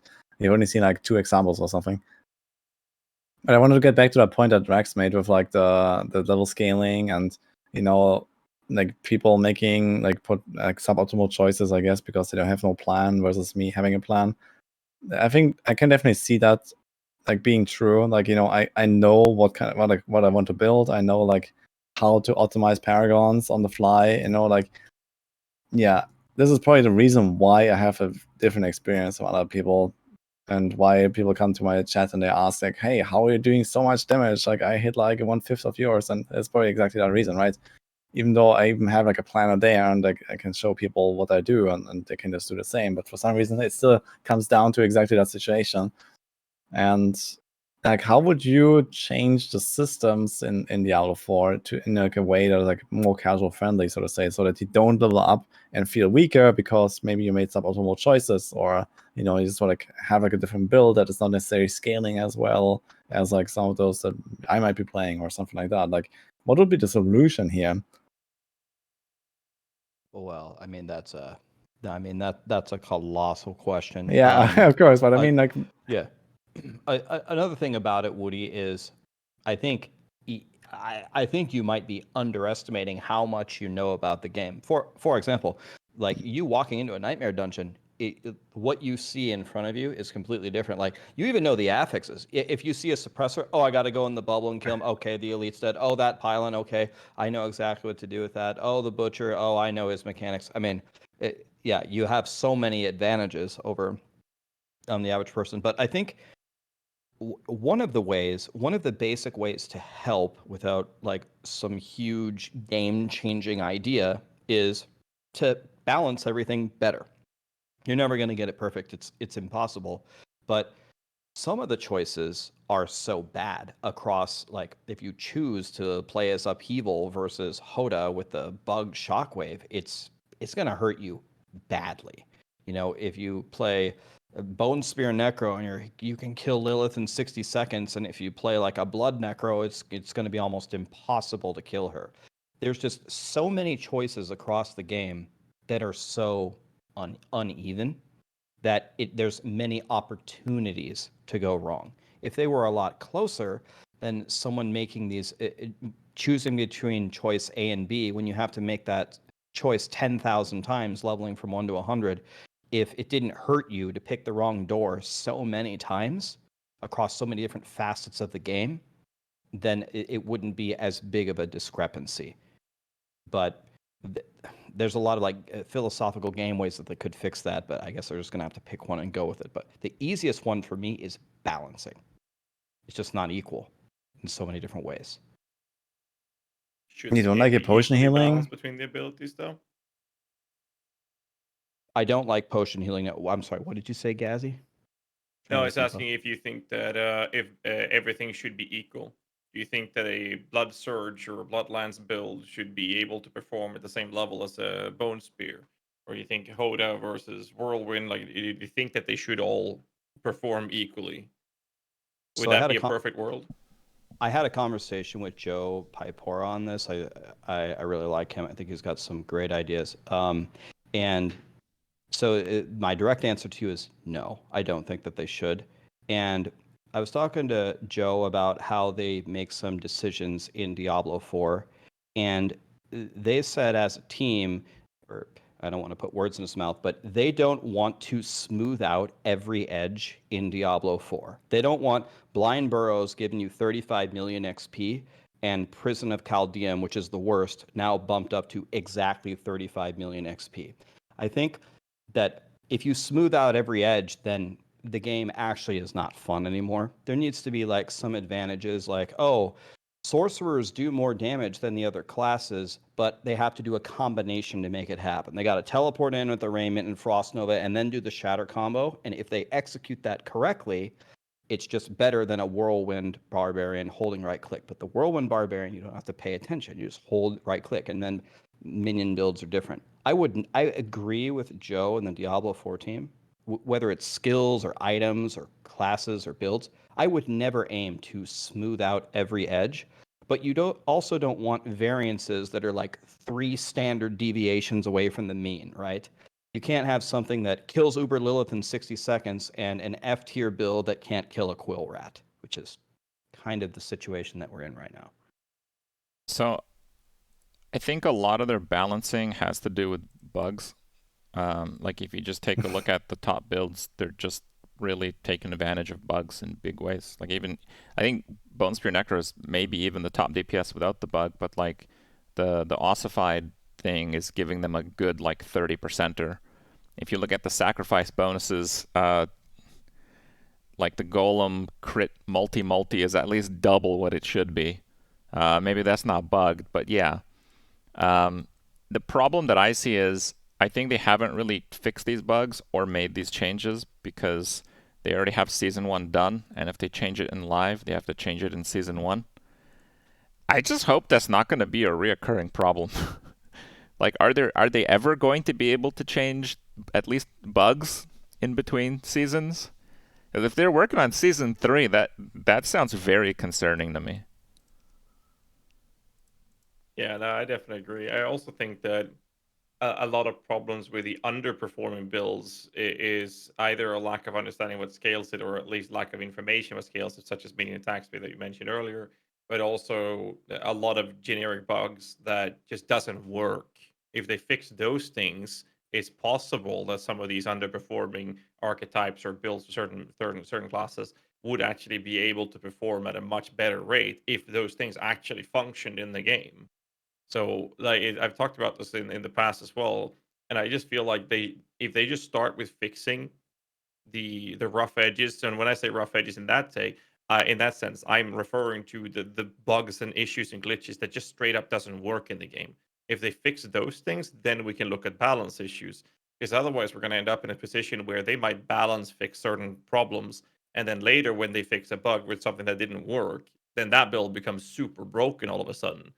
I just feel like they got to start somewhere. There's so many branches on this tree that needs to be solved, and they got to start with the roots because there's so many things that just straight up doesn't work. And I mean, this is a big game, and they spent a lot of money and time on this game, and it's just odd to me that with the amount of profit that they made, that they can't invest more people into fixing the bugs that just straight up doesn't work. Unless, of course, it's with a shop and everything, because those things get fixed immediately because it makes them money. It makes sense why they would prioritize those things. But still, they can't balance fix stuff if there's issues in the background that just doesn't work the way they should. Yeah, chat is saying that they're actually hiring for every position.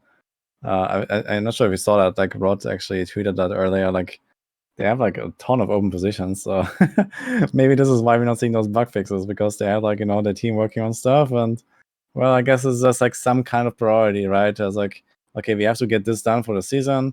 We have to get this done for the next season. We have to and at some point you're gonna have like, you know, a bit of time left for like bugs backlogs, right?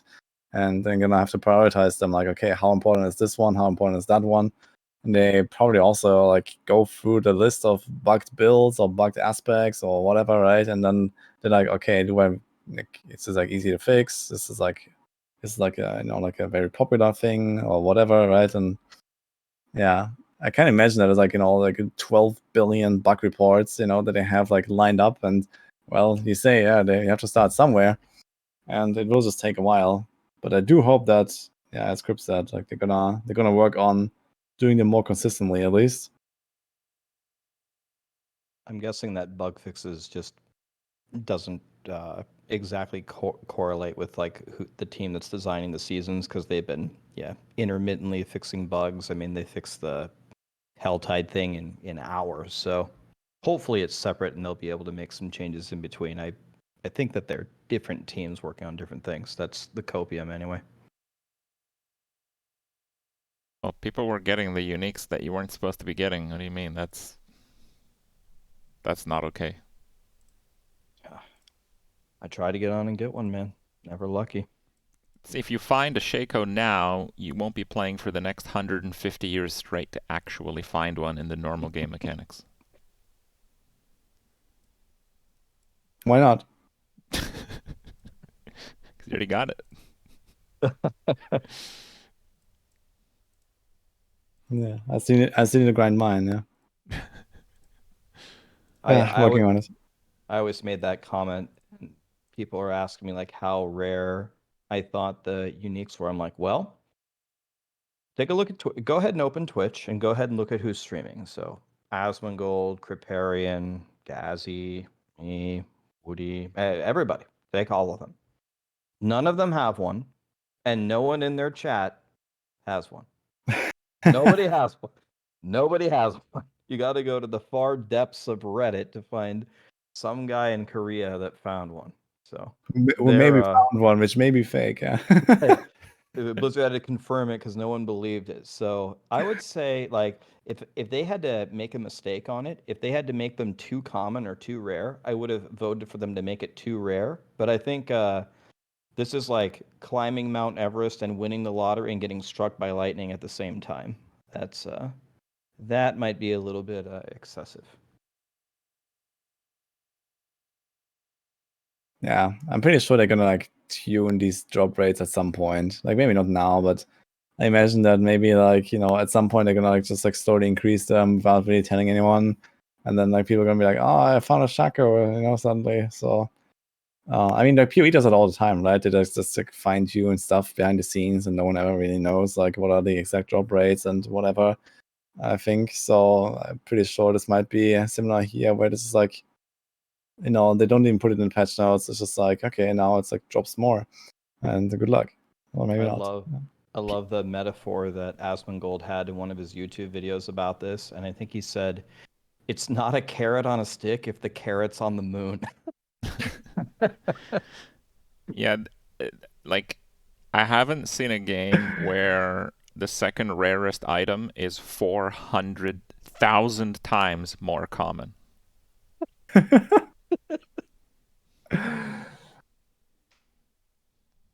wonder where that came from. I mean, like, what? Okay, what was the idea behind this? Like, you know, imagine they're sitting there in a meeting and they're like, "Hey, we should make these like super awesome uniques. Let's make them really powerful." It's shareholder stats. It's like, well, you see, we have these studies that we've done where people typically play until they find the best gear. Okay, so what we're gonna do is the average player is gonna have to spend 150 years to find the best gear. Given the advances in medical science over the next century, we think this might actually be possible. So if we extrapolate this playtime in our game over the next 150 years, we're going to make bank off those microtransactions. Our projections are as follows. The quarterly report is going to be amazing. Okay. Kripp, are you saying the secret to living to 150 years is to eat KFC? Because that was part of their strategy. Eat KFC and grind Shaco until we get it. Yeah. Stunks. You know, That's the it's way. funny that people are cross-referencing the Uber uniques to Mirror of Calandra in Path of Exile. And obviously, we've determined that they are way more common in PoE. But it's really funny to me because I have played over 27,000 hours of Path of Exile, and I am one of the few streamers that I know of, at least, that has never dropped a mirror in 27,000 hours of playing the game. I never dropped one. I So, also I mean, never with that got one. RNG, I'll never drop an Uber unique in this game ever. I got a headhunter in a temp league where a lot of people were getting headhunters, and mine dropped from a regular mob. So like it didn't count basically. It was the three bosses in every zone, and they were dropping uniques like crazy. Where like 10% of the player base had headhunters. No, that's where I find a legit headhunter, and it gets deleted 7 days later. That's great. Yeah, but it's kind of like the same story now with the chakras, right? Like it's like in 10 days the season starts, and then everyone's gonna forget about the chakras. So yeah, there's gonna be like a few more chakras floating around somewhere in the Eternal Realm that no one cares about, I guess. Because those people that actually farm those chakras now, they will certainly play a season. I think there's not gonna be like some guys that just reached level 30 after around 1 month of playing, and they want to keep going with their Eternal Realm character and these kind of things. So kind of like tough luck for them as well. If In you any case, disenchant guys, your Shaco, you can use the transmog in season 1. Just saying. yeah, I would definitely do that, man. You get a transmog, you can have your Shaco forever, man. Like on every That would build you imply can that show. people in game knows what the Shaco transmog looks like. Is it the same green? No, it's like green a hobo ugly thing? helm. They're gonna the ones that are gonna get mad are gonna know. Okay. Okay.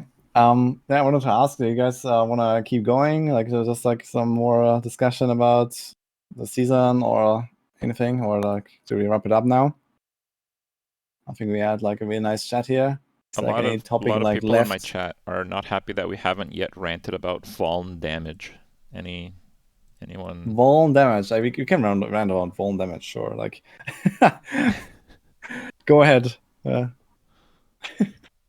Yes. What the hell, Blizzard? What is this?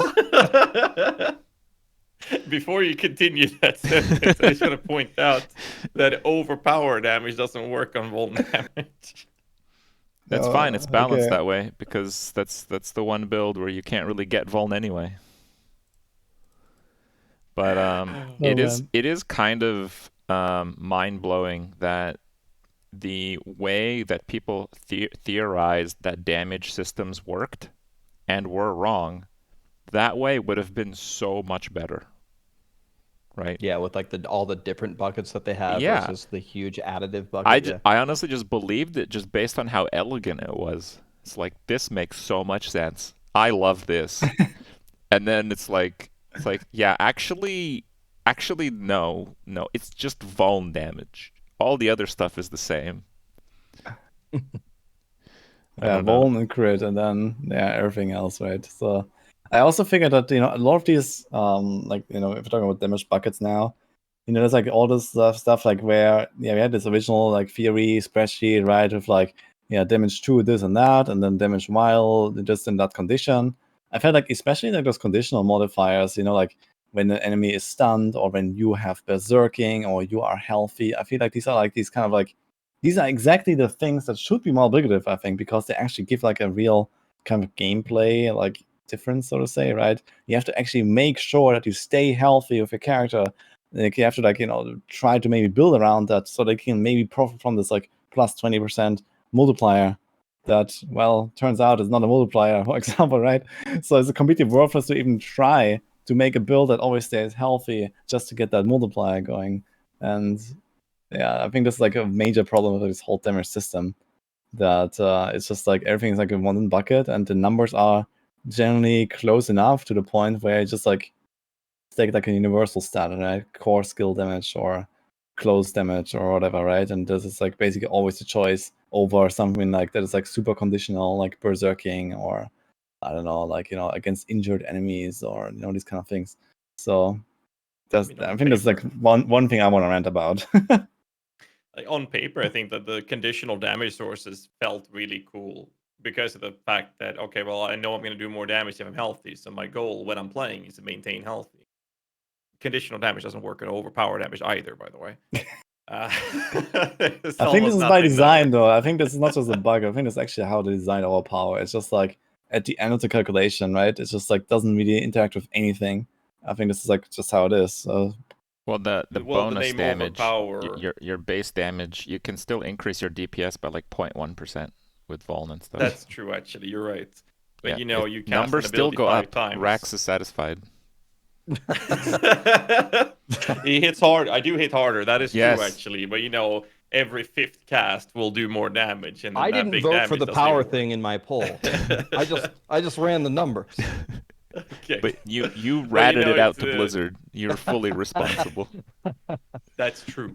But it's called overpower, and it's literally the least damaging capability that you can pull off in the game right now. It's at the bottom, and it's called overpower. Just feels weird and wrong to me. Yeah, I think it's like the strangest thing about overpower is like it's like super OP at level 1. And then it just gets worse and worse and worse, and there's nothing you can do about it, right? You can stack up these like plus 2000% overpower damage because like all the stats rolled super high, right? But it doesn't matter because it doesn't work with any of the multipliers, right? It's just like some flat extra damage at the end of the calculation plus 0.1%. Yeah, wow, right? So why was it designed that way? Like, doesn't make any sense. Like, where like you have like entire builds designed around overpower, right? You have like a Hoda Barb, and you have like Blood Necros. I don't know. There's like a bunch of things that like specifically incentivize you to use overpower mechanic, and I think that's actually really cool, right? There's like some different way of scaling your character in some sort, but it just doesn't do anything. Like even if you do overpower, like it's just worthless. So why? Like, I mean, if Vuln scaled overpower, it'd be about right. It almost seems like someone messed up. Like overpower builds do like about a quarter the damage of similar necro builds, right? I mean, they can top out about 1 million, and Bone Spear tops out a little higher than that, but mostly from the splinters. So you say they should make it work with some multipliers like Vuln, but not with everything, or what? Okay, overpower is like the only mechanic that doesn't work with Thorns works with Vuln. I don't understand.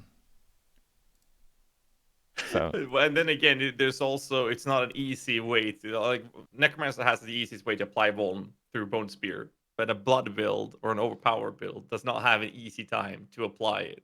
We'd use Corpse Tendril essentially or a Bone Prison. Those are our two options to consistently or reliably apply it outside of the Iron Golem. Those are the three options you have as a blood golem or blood build to apply Vuln. It would make sense to let us apply it and actually utilize it. So, like, I don't know, looking at it high level, I think, like, kind of the consensus here is that this is absolutely not a perfect system. I think one of the only advantages to it, and this doesn't make it worthwhile at all, is it's a pretty simple system to explain to people. Oh, you have a big additive damage bucket, you take Vuln crit, and you never pick up overpower. So that's about the only thing that it has going for it. I would hope, and I would expect that when they were coming up with something as fundamental as how is damage calculated in this game, it's literally the entire point of this game is to do damage and kill monsters. They would have put a lot of thought and effort into it about how they wanted the game to come out. So I would imagine if they're going to consider any major changes in how damage is calculated, that would be like a pretty major change. So that might be something like, if they would ever address on a developer blog, are they considering changes to damage calculations and, I don't know, fixing some of the bugged interactions, or why overpower is so worthless, or the wonky mechanics of minions, or, you know, and a bunch of other things. But my initial feeling is this is going to be, it's going to require like a philosophy change in Blizzard if they're going to change it from what they've already released. Could be something for an expansion as well. Like, I don't think it would be like unheard of to like, completely change the damage calculation, or at least like some of those like, overpower Vuln or something, like in maybe a first expansion, right? Where they like do like a big overhaul, and it's like the moment where I can like really break up this like, system and change like a lot of different little details, right? Like you have to change the glyphs, you have to change the paragon nodes, you have to change like the stat rolls, you have to change like passives on certain classes, like that interact with all these things, right? And that might be the moment to like see, like, okay, this didn't work out at all and from launch until now, so we can't really just band-aid fix it. We have to like, pull it out and just like redesign it or something. So, and then it could really open up. Like they have the tools available, right? They have the tools with like, Vuln, with overpower, with crit. There are like different ways of scaling your damage, and it's fine that not every build uses all of those ways to scale damage, right? So it would be totally fine if there was like builds that have vulnerable and builds that do not have vulnerable, and builds that have overpower and builds that do not have overpower, right? And this would be like very interesting, actually, I believe. Well, yeah. Sorry, But that's pretty far from where we're at, right? Like, yeah, exactly. It's far away from reality right now. But I don't even think there's a build that's considered good that doesn't even use crit. Is there a non-crit build that is considered good? Yeah, I don't know if like a dot build exists. I guess I mean, they're like incinerate, okay. I guess. Well, like for farming and stuff, same level content. There's some decent ones. I think that with the lack of gear, the Exploding Shadow Mist or Infinity Mist does very well without crit. But once you get better gear, you want to go over the crit variants. Yeah, because the proc does the crit. You're like, you only do dots, but the dots every 10th tick crits, and it's still worth it to scale crit. Like, yeah. What I find really sorry. Now keep going. What I find really interesting is that if I worked at Blizzard and I would be talking to the devs and whatnot, I would obviously be very, very biased towards whatever that I would want in the game. And what's really funny is that it seems, or we know that a lot of the higher ups at Blizzard for D4, they play necromancers, and yet we see these issues. It's kind of weird to me that they haven't encountered or experienced these problems and are voicing their concerns about them. It's just weird to me.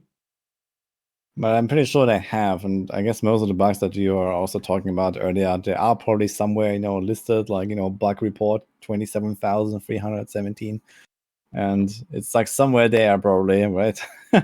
But yeah, who knows? It's probably just like such a long backlog of stuff that they need to fix, right? It's like, massive new release, and they have only limited resources, so this is how it is. I was going to say, like, one thing about the crit stuff that we just talked about with dot builds. Yeah, I think like both the Vuln and the crits, are probably like just way too necessary, right? And this is like a game where like dot builds are just like it doesn't work with crits, so they're like all kind of like by default kind of weaker, and you don't really have like extra ways of scaling that damage, right? At least not in such a powerful way that would change the balance like in their favor in some way, right? I guess the Sword comes close to that with like the Burning Instinct board that actually gives you like, well, again, you scale crit to deal more damage, right? So it actually interacts with like crit damage in some way as well. But yeah, I feel like that, for example, on Rogue there is like potential. I haven't tried it yet, but I have an idea for like a poison trap build that is like a dot build, and even there you have a lot of synergies that go with these traps that just give you a crit chance, crit damage, and like, how can I make this poison trap actually deal enough damage on its own? How can I make like a poison trap build, like a dot build? Like, yeah, it seems like a lot of these things are just like on purpose, like not designed in such a way that it can play something that is not crit. And that is definitely very sad. One of the best ways that I've found in the past to like communicate a problem to Blizzard where they will actually listen, like their ears perk up, they're like, oh wait a minute, is when they tell you how they want the game to be, and then you tell them what you said that you wanted didn't happen. So I'm not saying it's like a complete catastrophe here, but what Blizzard has reiterated to us many, many times is Diablo 4 is a game of choice. Well, you can play, the idea is you can play whatever class you want, you can play whatever build you want, you can go in many different ways and succeed. Well, I guess it depends on how you define success, but a lot of the systems are actually extremely limiting. Like, I don't feel free to choose too much if I want to, be successful. I have to stack crit and vulnerability almost always. There aren't really that many choices, and enough. For defense, I need to stack armor. That is my choice. I mean, and then if I want to play a necro, I could play a bone spear build or something that is way, way worse. How much of a choice is that? I don't feel, they said that Diablo 4 was the game of choices. I do not feel 1 month into Diablo 4's release that I'm making very many choices when I play the game. I think that the game initially gives you a very limited box to work with, right? And I think that's very good for casual players. They have the skill twig, it's very streamlined, it's casualized, all of those aspects to it.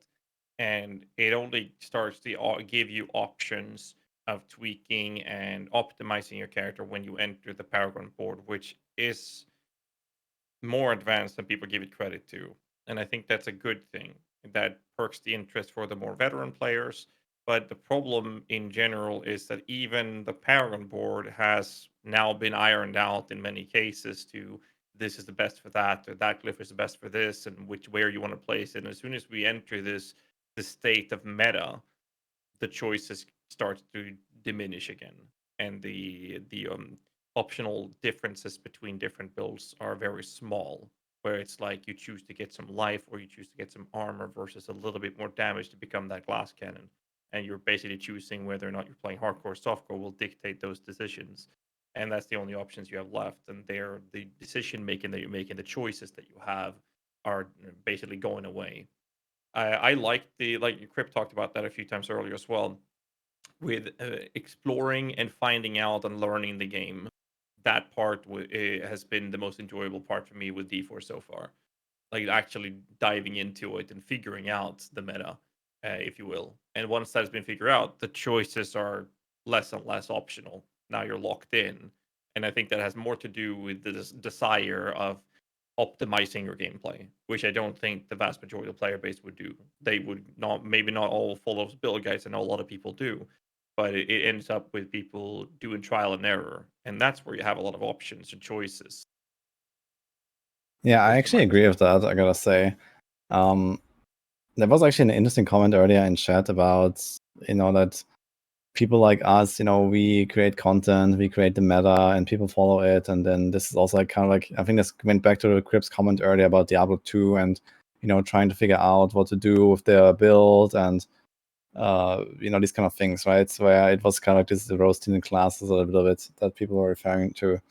That it was like the good old times versus now where like just gaming is different and we have content creators and we have websites and we have guides and all that stuff. But honestly, as someone who likes to make builds, like I just like start a fresh character and I have an idea of what I want to do, but I don't go to like I don't follow like my own guide or something necessarily. Like I just like make something new, like every time I play like a new character, I make something new. And I also like with my Barb now, for example, talking about choices. Like everyone keeps trashing like Upheaval is so terrible, don't play that. Everyone plays Hoda and Whirlwind, and this is like literally it. And it sounds like Barbarian cannot be played with anything else. But then I don't know, I was like, hey, Upheaval looks cool, I'm gonna play Upheaval. And then I did a Walking Arsenal build with Iron Maelstrom because I like the ultimate. And well, I'm blasting and I'm having fun with this. Even though it may not be as good as Hoda, I feel like I'm probably like at least pretty close to it. Like it doesn't really seem like it's so black and white all the time with like the balancing, as people also make it out to be. I think that there's like a lot of like, oh, this is trash, even though it's not really trash. It's just not as good as something that is a bit better. And I think this is also like a lot of like what people like don't see necessarily, that there are different builds you can play besides the stuff that you see on every single stream and every single guide, and people are just not playing them. And this might just be like a personal like choice of like either you don't experiment enough. I mean, I'm not saying that every single build that you can think of is potentially good. I'm just saying that there are definitely at least like unexplored niches probably, and things you can do to make it work. And I feel like that people are maybe not like giving some things enough credit, for example, and like are not experimenting enough, and then just like trashing a class, trashing the meta, even though that's not really so true. So there's maybe just like lack of knowledge and lack of like willingness to experiment maybe as well on a lot of sides. I think that leads to people like look at the shred stuff now, right? Everyone is trashing shred druid, and okay, it's like based on a bug now that they're doing billions of damage. It's always based on a bug, but shred druid was there all along, right? And nothing has really changed, and now suddenly it's like popping up because people like started playing it and they find something new. And I guess it's also like part of the discovery that we still haven't completed, so to say. I agree with all that, Well, yeah. but then if they don't give meaningful changes in Season 1, and on top of that, possibly the season mechanic is not that wowy, that list of exploration, I think, starts to really slow down. Like, I think that is something. Like, I really do think the make or break of Season 1 and possibly the future of D4 will be how significant the class changes will be.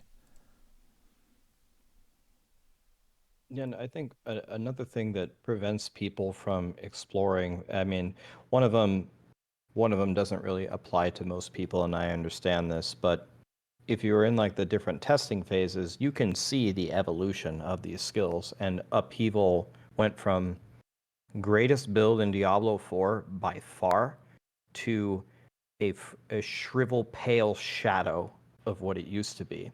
And another thing about it is, I think what Kripparian was saying, like at the beginning of the podcast, the amount of legendaries and uniques in this game to actually take a skill and do something cool with it is really non-existent. For example, you're playing Upheaval.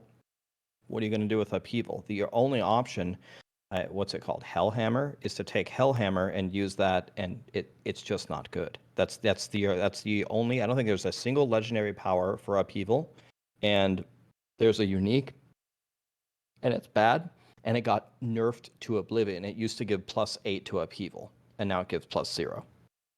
And the little fire thing that it gives you does nothing. So what is the future of Upheaval? It's hard to see where it is.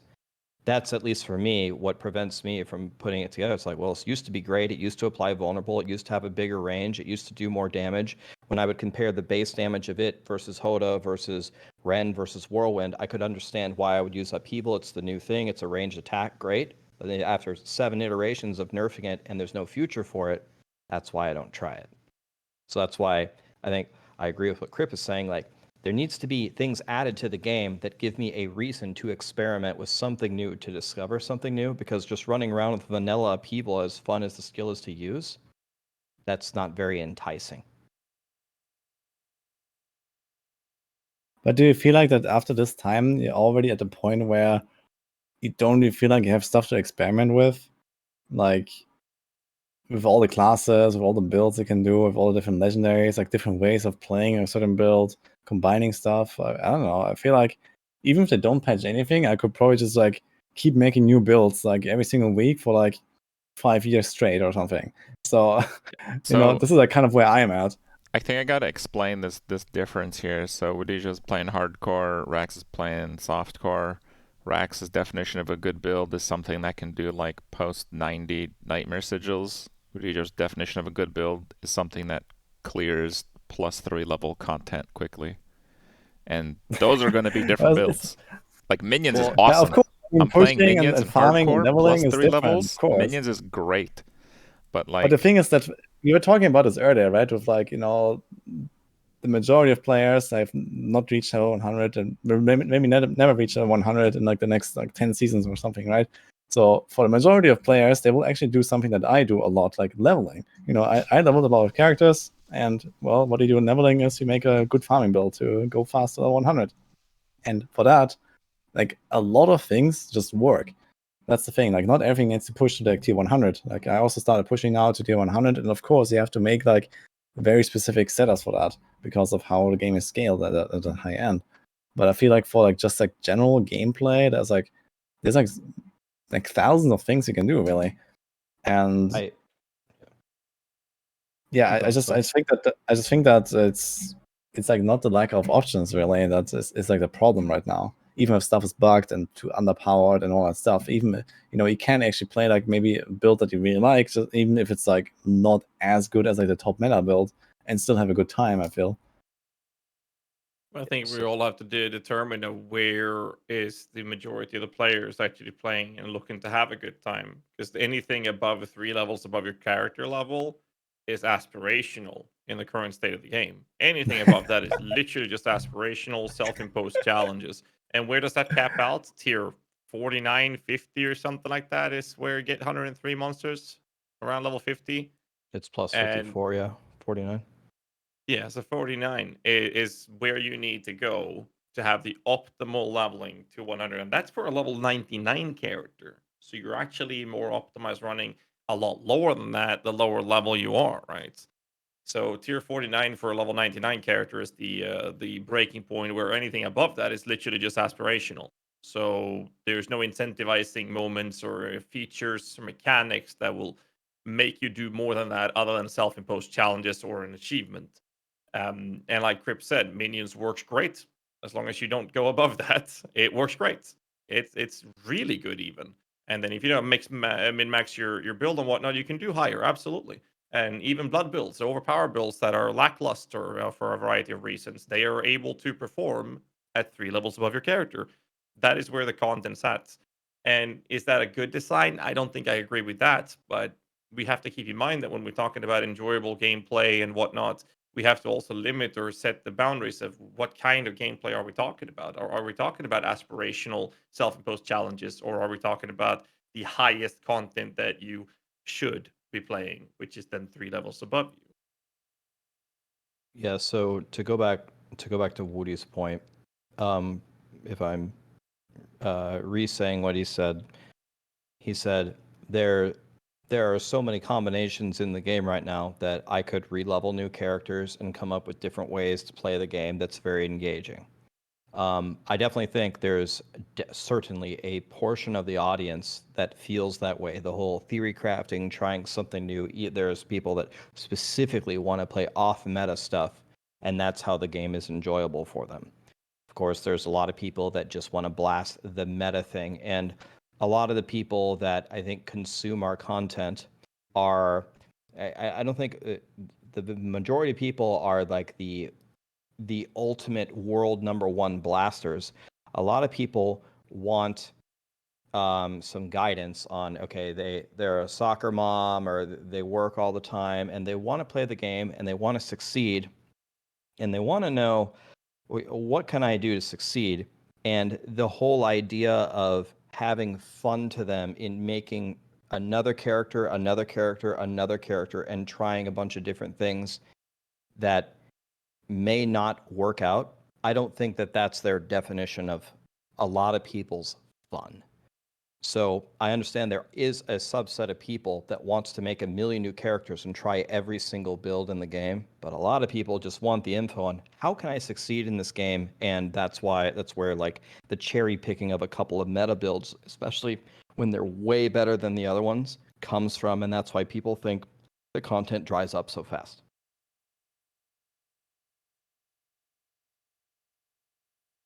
Yeah, it's a fair point, I guess. That yeah, especially like it's easier for me to make a build work, I guess, than for other people, right? So this is basically the bottom line here, because I have knowledge that goes beyond like what most other people have, with like not just builds, but also the game, how to be efficient, how I outplay monsters, all these kind of things. So I can just kind of like go in, even if I have the trashiest build, I can kind of make it work, right? So I guess it's like the difference there, and yeah, I can see that point.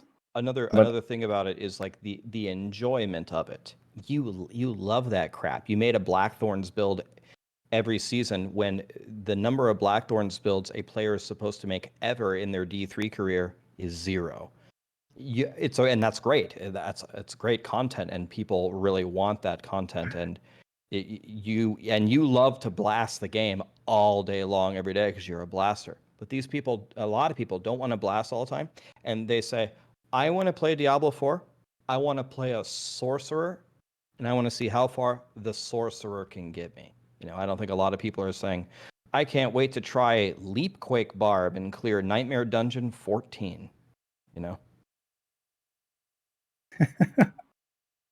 Diablo 4 does sell the class archetype pretty well. I think rightfully so, more people pick the class based on thematics than any other ARPG before.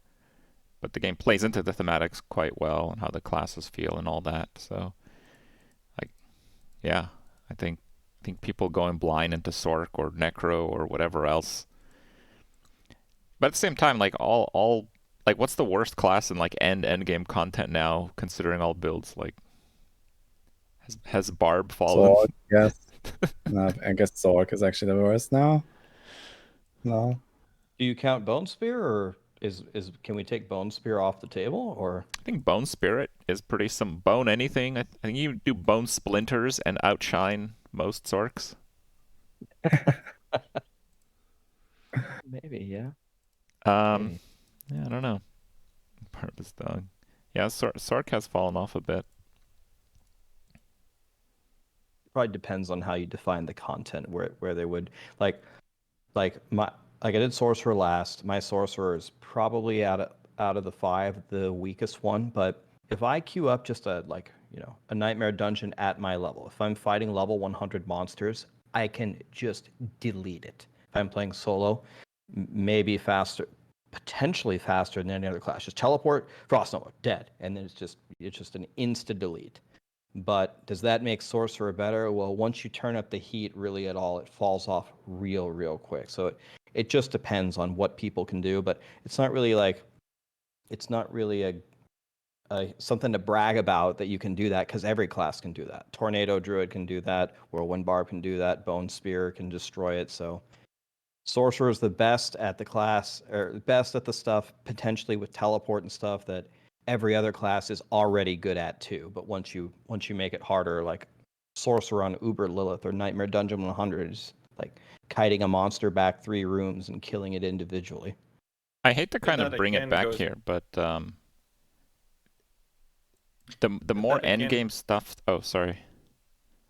Go ahead, guys. I just wanted to say that like it kind of depends on like the differences of content that we're going for, because it's like I feel the more I play a non-bone necro, I feel even with the bone necro, I feel like a sorcerer would outshine the bone necro if the content they're doing is just 3 levels above in terms of speed and efficiency, with less gear requirement than what the bone spear will require.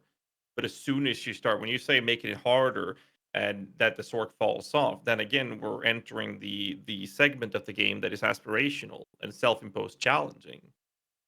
But before that, if you stay within the max tier you're gonna run, being level 99, doing a tier 49, the Sorc is faster and more efficient at all of that than even a Bone Spear Necro, and requires less gear to achieve that. Would you then still like it feels like you're arguing that for the fact that the Sorc is worse than a Bone Spear Necro at that level of content? And I like, but that doesn't seem like that's what you're saying. You're saying that as soon as you go into harder content than that, but again, harder content that in the game right now is aspirational, and there's no incentivizing features or mechanics that makes us want to do this other than the aspirational fact and achievements and self-imposed challenges. Yeah, I agree with you in the sense that it matters how you define it. If you're just gonna level +3 levels above your thing, the thing about the sorcerer, at least the one that I played, the Ice Shard sorcerer, it actually requires a lot of gear. You got to get, well, you don't have to get it, but you need a massive amount of cooldown. You need massive ranks to Frost Nova to be able to have it up enough to keep shattering. Once you get all that and your raiment, the sorcerer, the kit of the sorcerer is very good. When I'm playing a Bone Spear Necro, I feel like my kit, the things that I can use is bad. Like the corpse tendrils, the fact that it requires a corpse to use it just feels so slow. Blood Mist is incredible for Uber Lilith for the invulnerability, but in the things compared to teleport, sorcerer just crushes it. So I think the gear requirement is it felt tougher on my sorcerer to gear her up than maybe some of the other ones. It's not as hard as a druid because you got to go get your Tempest Roar. But yeah, I would say the kit of a sorcerer when you're not doing the really high content is certainly better than a necro. You can freeze the whole room and you can teleport to your heart's content, which I think is far superior to Blood Mist unless you're doing Uber Lilith. I kind of But wanted then to. sorcerers get Flame Shield as well to invuln that. Sorry. I wanted to kind of make a point similar to Ghazzy here, where it depends what kind of endgame content we get. If we keep getting this is harder because this mob is 50 levels higher than you. Honestly, with the systems they have right now, armor is going to dictate what's playable or not, with the exception of like super crazy immunity type of build. And that's just super lame in my opinion. Like think about it, like if instead of the monsters being 50 levels higher, if they just added like a couple zeros, like the classes would actually be kind of balanced. Like a lot more so anyway. You mean you just want to inflate the numbers instead of doing the level scaling where armor becomes more and more valuable and it has like a difference between classes and armor values, or what? Yeah. I guess it's just like a general problem of like the level scaling and the armor. So, and that might be addressed in season 2, right? Where they talked about they might change resistances, they may change armor. So maybe this is like where that kind of like comes in, I guess.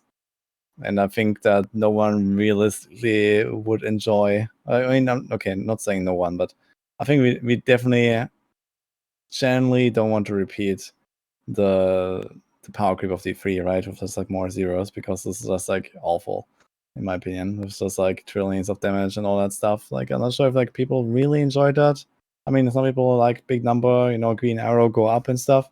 But yeah, personally at least, I would not like to see that.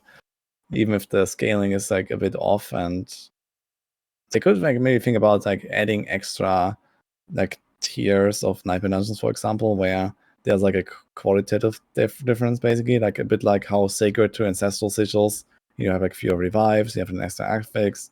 Maybe why don't you just add an extra affix, like a special new type of affixes, for example, at tier 50, and then another one at tier 80 or something, and have like way lower scaling of monsters in between. So that could be way more interesting. I don't think people want more affixes on their Nightmare Sigils, though. Like, I certainly don't. Sorry, we have like 2 people now. What? Yeah, Kripp goes first. Okay, I was just saying, I don't think people want more affixes on their Nightmare Sigils. I don't want more shit following me around. It's just an idea, right? It's just like put daze zones. And I'm not thrilled about that. It doesn't have to be that kind of affix, right? It can be like something else. Maybe like elites have +1 elite affix after a certain tier. There could also be something, right? Instead of 1 affix, they have 2 affix. So it's not like something that like constantly follows you around and like really bothers you, but the fights actually become more interesting. D4 is pretty open-ended, where they can do a lot of things to improve it, but they're 2 stages away from adding affixes to Nightmare Sigils. First, they gotta fix the affixes on Nightmare Sigils. I guess you want to say the PoE route, having affixes with values behind them to increase pack size. That would solve a lot of the pack density problems as well. Allow us to craft sigils in a different way, where we'd get extra to some degree extra modifiers or whatever on your sigils, which would then increase rarity, quantity, pack size, like similar to maps in PoE. Obviously, I feel like I'm extremely biased just opening my mouth about this topic, but I feel like it would be a decent solution to quite a few issues at the same time. Well, yeah, it's definitely a PoE perspective coming through there, I guess. I guess it would be like a pretty major rework to the whole system as well, which yeah, they're probably not gonna do. I think that's like kind of unrealistic, and I'm not really sure if this is like the solution, honestly. I mean, yeah, if you can like scale it up and like make more, like put more stuff on the sigil and increase the pack size. Some people would definitely like this, like insane like pack size and blow up everything.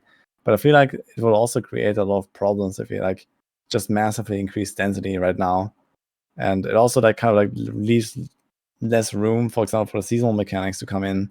Like, we're already going to have more density because of the seasonal mechanics. Okay, so it's like an extra elite here and there. It's not like crazy, but there might be other season mechanics at some point, right? That like just like come in and like spawn a bunch of monsters from the portal or whatever, right?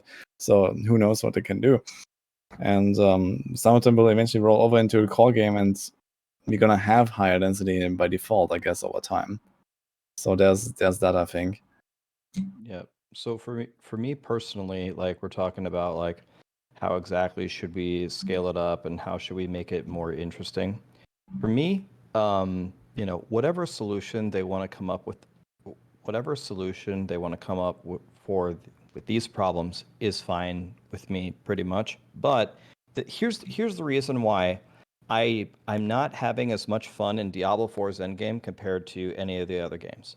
What I did in Diablo 2 when I start to get powerful is I'm starting to farm runes to make an Enigma, and I'm trying to get 99 on the ladder. Like I can tell you, it's like Kripp was talking about earlier. I have two specific goals that are tough to do that I'm chasing. In Diablo 3, I'm trying to climb the Greater Rift leaderboards. Now, Diablo 3 didn't really have much of an end game really at all, but that was what I was working toward. Perfect gear so I can climb the Greater Rift leaderboards, and I can spend all season trying to do it. It's not an easy thing to do. I haven't played Path of Exile nearly as much as you three. I played like my first league like 6 months ago, but I had a lot of fun going through, I got to find this map. I got to do like the full atlas and this. And there's 4 bosses. And then there's 4 Uber versions of those bosses later. There's just like so much things to do. It made me have fun. Here, 100, especially with the XP changes, is very, very easy. And now with all the bugs, Uber Lilith was certainly a challenge in the beginning. I had a lot of fun with that. And then even the Nightmare Dungeon 100, I'm just like, okay, the monsters one-shot me. I can kite them back and clear it, but okay. All the classes can do it now, these like bug builds. I'm very, very lost. What I want is a reason to play the endgame, to actually engage with the endgame. I just don't have that. So that to me is way more important than how do you scale? Are you going to add affixes or not? This or that? Just give me something to do that's enjoyable, and I can see it in the other games. I just don't know what I'm supposed to do in Diablo 4. So I just started leveling a bunch of classes. That's the game. You got it. I'm doing it right. You're doing it. Living the dream. Feel kind of bad having 4 necromancers, 3 being level 100 now. Maybe I should play another class. I just need a system. Anything. Like I'm not saying any of these ideas are good, but you have to clear every single nightmare dungeon or whatever. Or you have to clear 5 of each nightmare dungeon, and then the nightmare dungeon levels up to a higher version of the nightmare dungeon or something, or there's Uber Butcher that you unlock or anything. I don't know, anything. Put Uber Diablo sometimes in Helltide after you open 100 mysterious chests. Something to work toward, but I just don't see it, so I just go level other classes. All right, Ghazzy, content idea. Okay, content idea. Now that we know how minions almost scale in most cases, minion druid. How bad is it? We need to know. No one has been brave enough to try. Really bad. Companion druid is no, garbage. but you don't know how minions scale because you haven't played the trash necro version. So now that we know. Oh, okay. It's gonna revolutionize it. I talked to Shroud about that, and he took it upon himself to make it work. Oh boy. Yeah, I know. No. It's super dog shit. It's super bad. Like, okay, what actually I will happened to give it. companion We'll give it druid to though? Woody then. We'll give it to Woody. Yeah, at Yeah, some Woody's point, gonna yeah, love but it. He's gonna yeah, love but for now I'm busy with some other stuff. But yeah, eventually. Yeah. But okay, what happened to companion druid anyway? Like I remember, like it was like open beta, and there was like, there was like, okay, it was like level 25 or something, but like these things were like completely wrecking everything. So what happened between them and now exactly? Like, it. Well, it's do they just because like we're not level scale or what? 25. Yeah, they just Paragon. don't scale or Yeah, what? yeah. It's just there's no Paragon. hope. It's like Unlucky, I at guess. least Necros can scale a little bit through the Paragon. But Yeah, like it's like kind of like what minions I or expected of druid me in general, just doesn't like exist. being kind of like awful to like basically get on the same level as like normal attacks, right? It's just like don't have the same tools. Yeah, like Poison Creeper early game is still incredible. Like when you put your first point into it, it just melts everything, and then you level up a little bit, and then you just gotta say goodbye to your friend. It's over. Yeah, but they buff it now with a new aspect, by the way. All right, we'll put it together and make a video, and let's see it, Woody. You can consult the two minion experts in here. Oh boy. Oh, we'll be rooting for you on the on the side. Don't worry about it. Yeah. Okay, we're gonna do SSF hardcore speedrun to 100 racing with companion druid. Let's go. It's gonna be fun. It's gonna be a great season launch. I'm gonna see you guys in season 3 when I'm done, I guess. Yeah. Yeah. I mean, I do love playing like some weird off meta and meme builds, but I think that even that is like too far from me from the sounds of it. So. That's a bad PSA for all companion druid enthusiasts out there. Not even Woody will play it. That's pretty bad. That is a statement right there. Blizzard's It's gonna not. have to I write didn't that one down and take that one say I will back to the not play drawing it. board.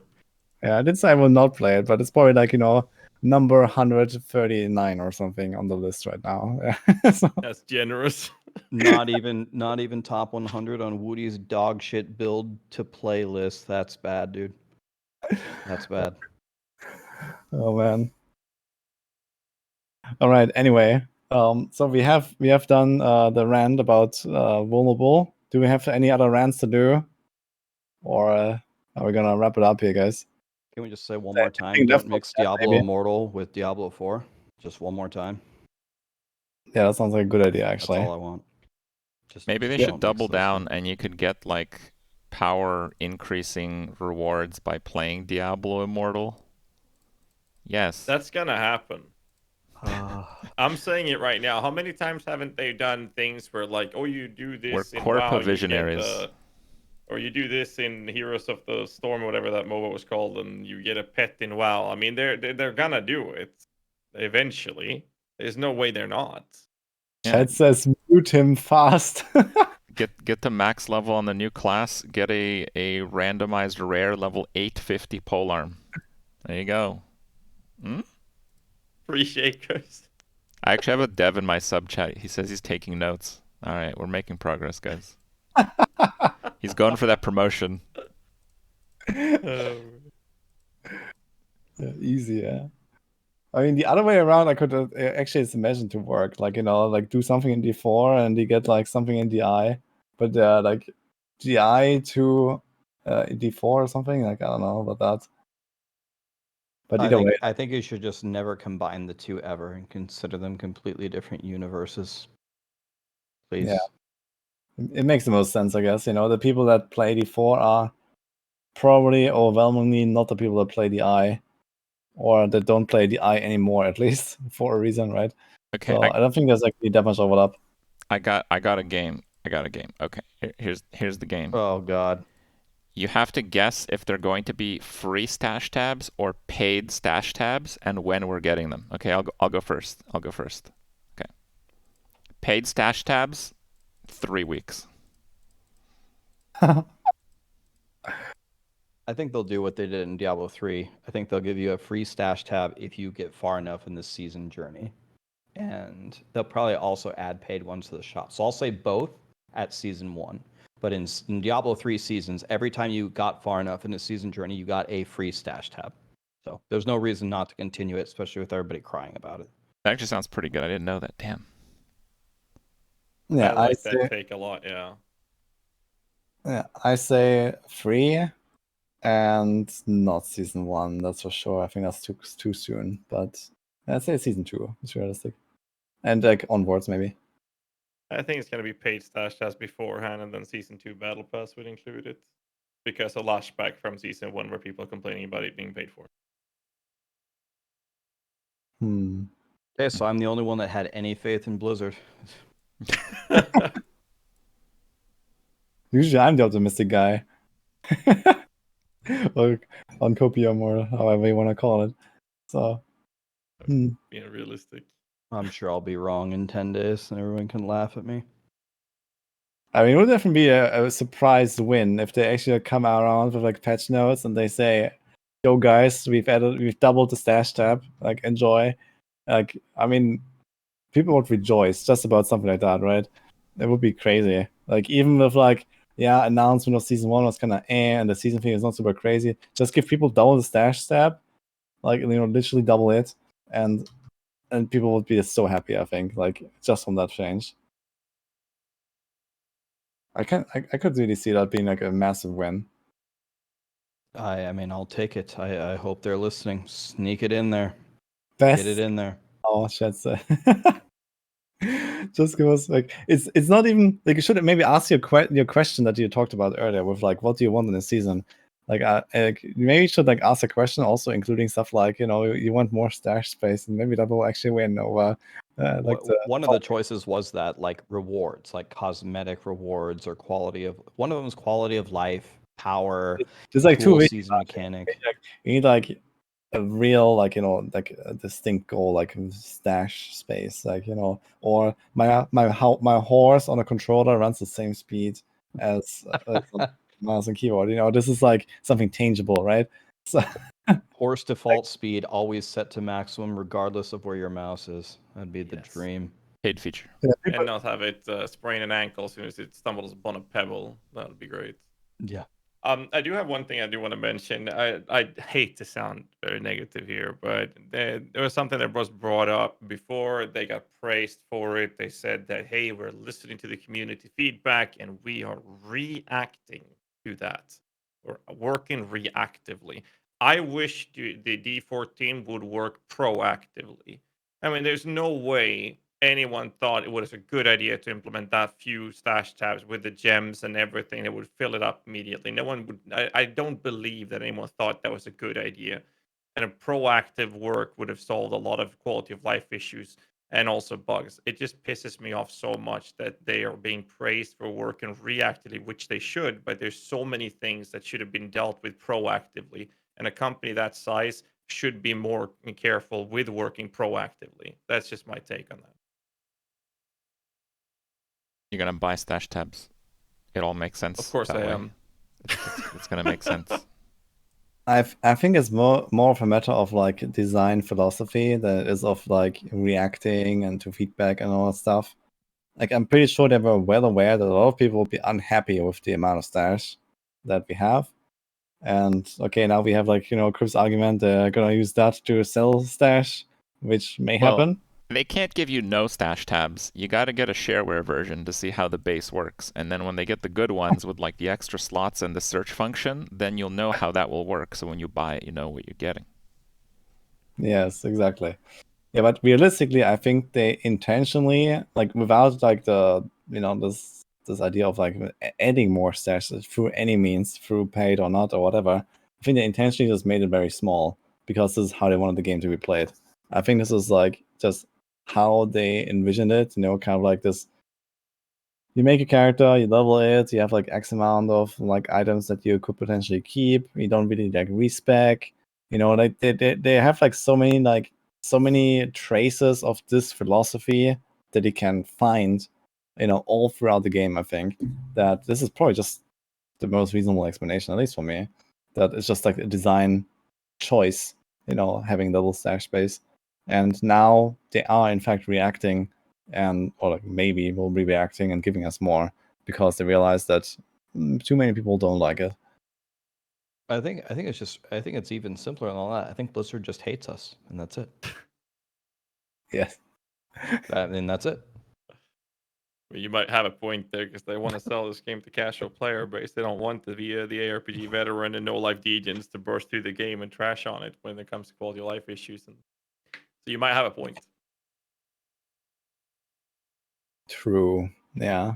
So how do they get rid of us? The easiest, I guess. Like Take away a stash tab in season 1 and buff Bone Spear. yeah. Well, actually, the easiest way would be to make it pay to win, but Nah. Yeah, They then had we're all Immortal gone. in front of the D4 stream. They're trying to integrate that best they can. You're playing the wrong game if you think you're free to playing your way through. If in some minuscule chance there are no paid features, that first expansion is coming soon and it's costing as much as it can. I mean, $20 extra to have early access as well. Don't forget that part. Quadruple tier. Thin here. And collector's edition that doesn't include the game. This might be like a big loser take on my end, but obviously I'm completely against pay to win. But a full-fledged expansion that brings a lot new to the game, a lot more of the end game, and expands it fully, I would pay for that. I don't have a problem paying for that. But pay to win, I'm completely against my religion. I don't think this is a loser take at all. I mean, this is like expected, right? We are expecting expansions that, maybe bring classes, maybe bring like new continent, or major rework of a lot of systems. I mean, this is like how it goes. It's just like. Would stash tabs be pay to win more than 4? Would that be pay to win, Raxx? Ooh, wow. Plain ones, like super pleb version, exactly the ones that we got, and they're super expensive. They're like $80 per. Is that pay to win? 80. Well, if there's hypotheticals. They're $80. I would never pay for that. That would be $80 per. I would say that's pay to win. But if they're like 10, it's not. See, here's the problem. Like that's like the gray line. Let me just answer that. Let me just answer the question about what I would do. Right. If they offered me, like, I shouldn't say this and everyone's going to hate me. If they offered me stash tabs for $10 a piece, I would buy them. If they offered me stash tabs for $80 a piece, I would not buy them, and I would join the masses with pitchforks. Some people would be very upset to hear that, but that's just the reality of it. I'd pay $10 if you'd give me another stash tab, because I got 5 100s, and I have like 5 mules, and I literally can't do anything. I can't even play the game anymore. Okay, I have another level of this. Raxx doesn't log in anymore. Like he level. can't. This I is just for can't you, log in Raxx. anymore. I'm putting you on the spot. Okay. Okay. So all right. Some mobile games, they have like some special edition, like one-time like super skin, and this skin gives like a small amount of stats. And in one case that I know for sure, the skin costs like $1,000. So now back to the question: what if the extra stash tab costs $1,000 for one stash tab, the same as we have? I wouldn't even pay 80. So I'm not right. But is that pay to win? Is it because it's going to be like not that many people? Yeah, you paid for an advantage. That's pay to win. Yeah. Yes. Okay. All right. Some guy paid $1,000 and he can have 6 100s and I can only have 5. That's pay to win. Okay. Yeah, I think it comes also a bit down to like what are you actually winning, right? Like an extra stash tab technically doesn't give you an advantage in the current game right now because there is no leaderboard, there is no competition or something like that. Besides, like maybe like unofficial race to 100 or something. So, but I'm obviously on like a very anti-pay to win front. Like like I hate all that stuff. But I think it kind of like comes down to like, does it actually make a difference? Like, okay, like it's a quality of life, but would one stash tab extra, would that actually matter in like any kind of competitive sense? Probably. Yeah, but where? I don't know, my Necro is level 81 and I don't have any other characters on hardcore, and I wish I had another stash tab. Yeah, I mean, I do wish to have more stash tab. I would also pay for extra stash tab. So it's not about that. And I do agree that it does give some advantage because you can like save more items. You know, you can like more freely just like throw stuff into your stash and sort it out later. That obviously gives you like a speed advantage and leveling. So there are advantages, and there is clearly pay to win involved in stash tabs. But I think that, you know, if you have other examples of like, you know, what kind of quality of life features will these stash tabs have, or like, you know, even character slots, like, you know, technically it can break anything down to like some kind of advantage that someone has over someone who doesn't, right? But yeah, the question is like, how impactful is that really? I mean, if you want a Keck W example, when we were farming for the Shakos and Helltide, after you got done opening the limited number of Helm chests, which are very cheap, I logged over to my other. I have 100 Barb and I have 100 Sorcerer. I was born for this moment. You know how many Helm chests I opened? More than anybody else, and I didn't get a Shako. So having both of them actually gave me a huge advantage. True, I guess there's like that. Yeah, I think generally it would be the best to just like not sell slots and stashes, right? And you just unlock them for people, like either for gameplay, for season journey, for whatever, right? Like in D3 that has worked really well, I think. And the only way to get like more stash was like by buying the Necromancer pack that, well, you were kind of like expected to have, I guess, as like someone who blasts the game. But you get like +2 stash tabs there and +2 character slots, and that was it. That was good. Buying the Necromancer to get a stash tab, that's good. I mean, some people did that for just the slots, I guess, and for the, but in general, you also got the Necromancer, right? And that was kind of like a mini expansion, I guess, on the game. That's, you know, like now you can play the Necromancer, right? And you can actually like, you know, at some point you might want to play it, or you might want to play like a meta build that has a Necro or whatever, right? So for people who care about efficiency and like leaderboards and stuff, they would have Necro, I guess, eventually because of that. So it was like a one-time thing, right? It's not like, if you're talking about pay to win, it's also like important that it's like a one and done thing, I guess. Like, you know, there's like only this one thing you can buy, for example, this Necromancer pack. If you pay like $10 or whatever it was, $20, and that's it, right? So it's like the maximum, right? It's not like where you can like infinitely sink your money to get an advantage, and then you do it again next season and again next season and something like that, right? So this is also like an important distinction to make, I guess. If it's like a one and done deal, it's like much easier to, yeah, like not feel bad about it, I guess, so to say. I also want to bring up the fact that in Diablo 2, we also didn't have enough stash space, especially in Classic. But there's one very key difference here. Before you hovered your mouse over the items, they goddamn look different. You kind of know what each one of them was, or most of them anyway. Like uniques, like they looked very different than one another, especially. And even though there were so many uniques in like Diablo 4, you could just like log in a mule and just like, oh yeah, this item, bam, done. It's crazy how inefficient the inventory system as a whole is in D4. I'm actually surprised they launched with it. So yeah, so as somebody that has a stash tab full of perfect powers, literally completely full, and mules full of them, imagine you get your sorcerer to 80 and you find a really good pair of pants. You're like, all right, perfect. Then you go to your stash tab and you sort, and let's say you have maximum knowledge, like you know like what pieces of armor disobedience can roll on. I'm now mousing over pant, you know, a chest, looking for all of them.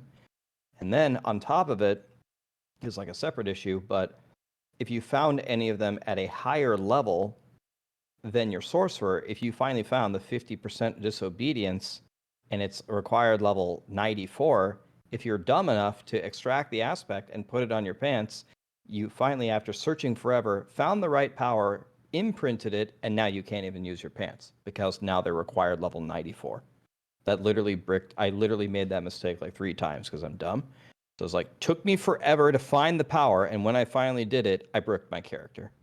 So yeah, I agree. The entire system Makes me very angry. That's so stupid. I feel like your level of your character stops at 50, then it's Paragon. Why not just have the highest item level requirement be 50? I know it's easier said than done, but I feel like that would be the easiest way to solve alts and whatnot. But it really feels like a lot of these issues that we have with the inventory space and the aspect powers, it all just feels detrimental for anyone who wants to make an alt character. That's all it comes down to. You can make do with the slash tabs you have for one character. I think that 4 slash tabs would be sufficient for one character, at least one, maybe 2 builds at tops. But that then you're really maximizing your inventory management and stash management. But as soon as you want to make an alternative character, suddenly you have 4 stash tabs filled up with that one build and that one character, and you'll play something else. You're shit out of luck. It's just so detrimental to make alternative characters, and I feel like it would be in Diablo, in Blizzard's best interest to incentivize people to play the game a lot more.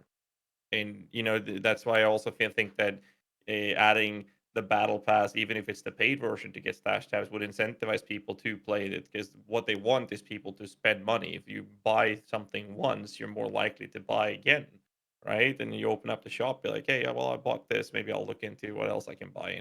They want to get that initial purchase. Once you've done that once, you're more likely to do it again, and they have ways to incentivize it. I just feel it's just weird to me that the company is counterintuitive and is making us feel it's not incentivizing us to keep playing, not just with the lack of endgame content, but just generally. Because even if you did finish your character, everything you wanted to do, you wanted to make an alternative character, you stumble upon this plethora of issues, which is gated behind the stash tabs space and whatnot. And just feels weird to me that they're not incentivizing people to play more and more.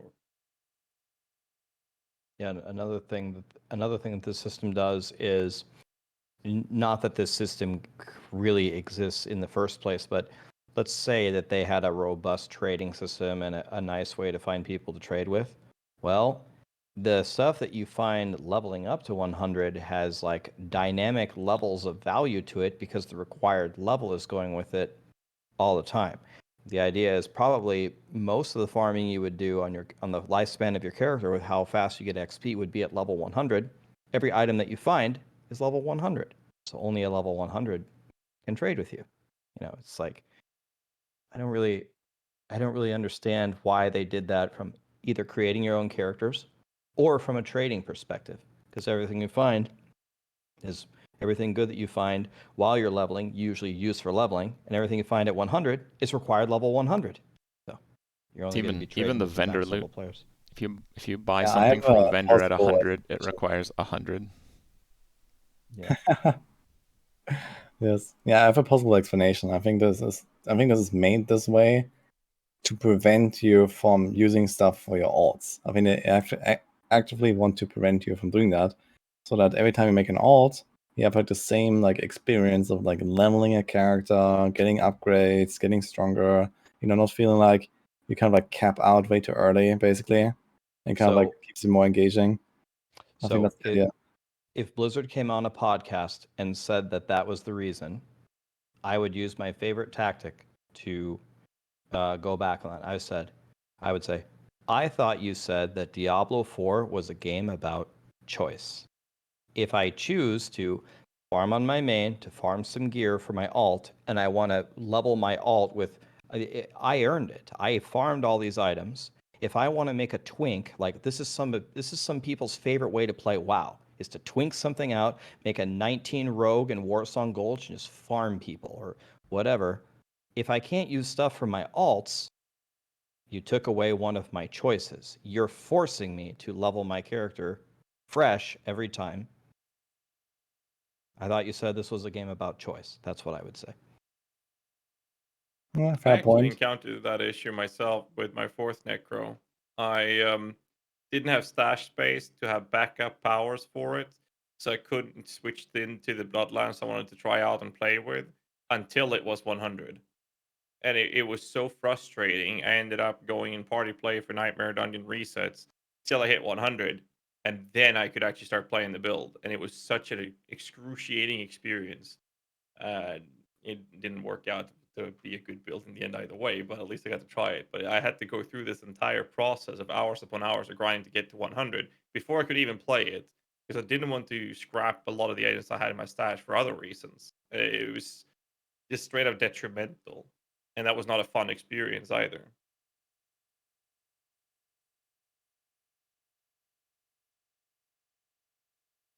Well, the thing is that it does this affect like a lot of people that are not like us. Like we're back to like this like casual versus blaster problem maybe. Like is this like it's like a problem for other people? I think that's a little cope. I think no one's too happy with inventory space related things. I actually think, believe it or not, a casual player has a bigger inventory problem than us because we know what to save. Like the only reason why it would be close is because we're going to make so many characters. But in general, people have like a fear of, I shouldn't get rid of this because what if I need this later? I can't really remember what I need. Oh, I'll just save everything and then I'll look at it later. And those stash tabs fill up quickly. I actually think casual players probably have a worse time with inventory management, and it's even more impossible for them to find things than for you, because if you're looking for disobedience, you know to look on the armor pieces. They're probably checking weapons, rings, or checking everything, and it's not even it doesn't even appear there. Yeah, chat is like overwhelmingly saying that they have that problem as well. So I was just like kind of like being cheeky here about it. I wanted to see like some reactions on there. It seems like Raxx is definitely on point there. Well, I'm not right often, so I'll have to write that one in my diary.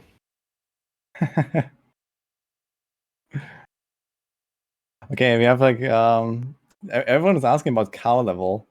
It's like maybe we can like talk about cow level. What do you guys think about Pretty the sure they state would have of found it if it was something. I haven't even bothered following the thing. It seems I like agree with fan Kripp. fantasy type of stuff. And you know what? If they find it, I'll just go do it. I'm just going to save myself the headache of figuring anything out. Leave that Well, I for some did you. people love actually that stuff. follow it, and I have to side with Kripp on it as well. At this point, I feel like it's been so much that it should have been found by now, and it hasn't.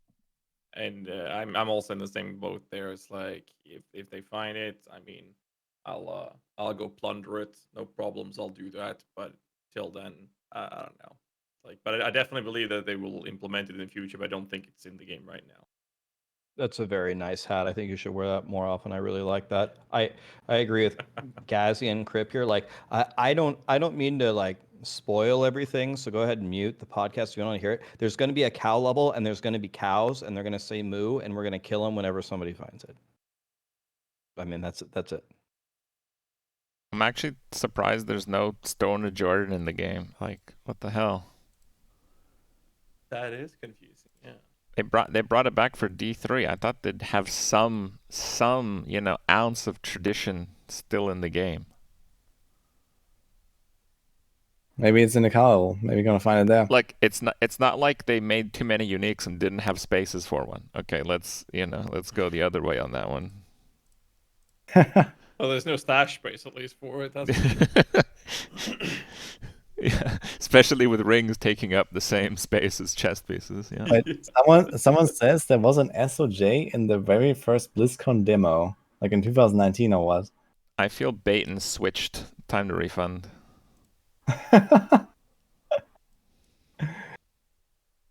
Wow, okay. Like, what did it do? What did the SOJ do, guys? That would be interesting.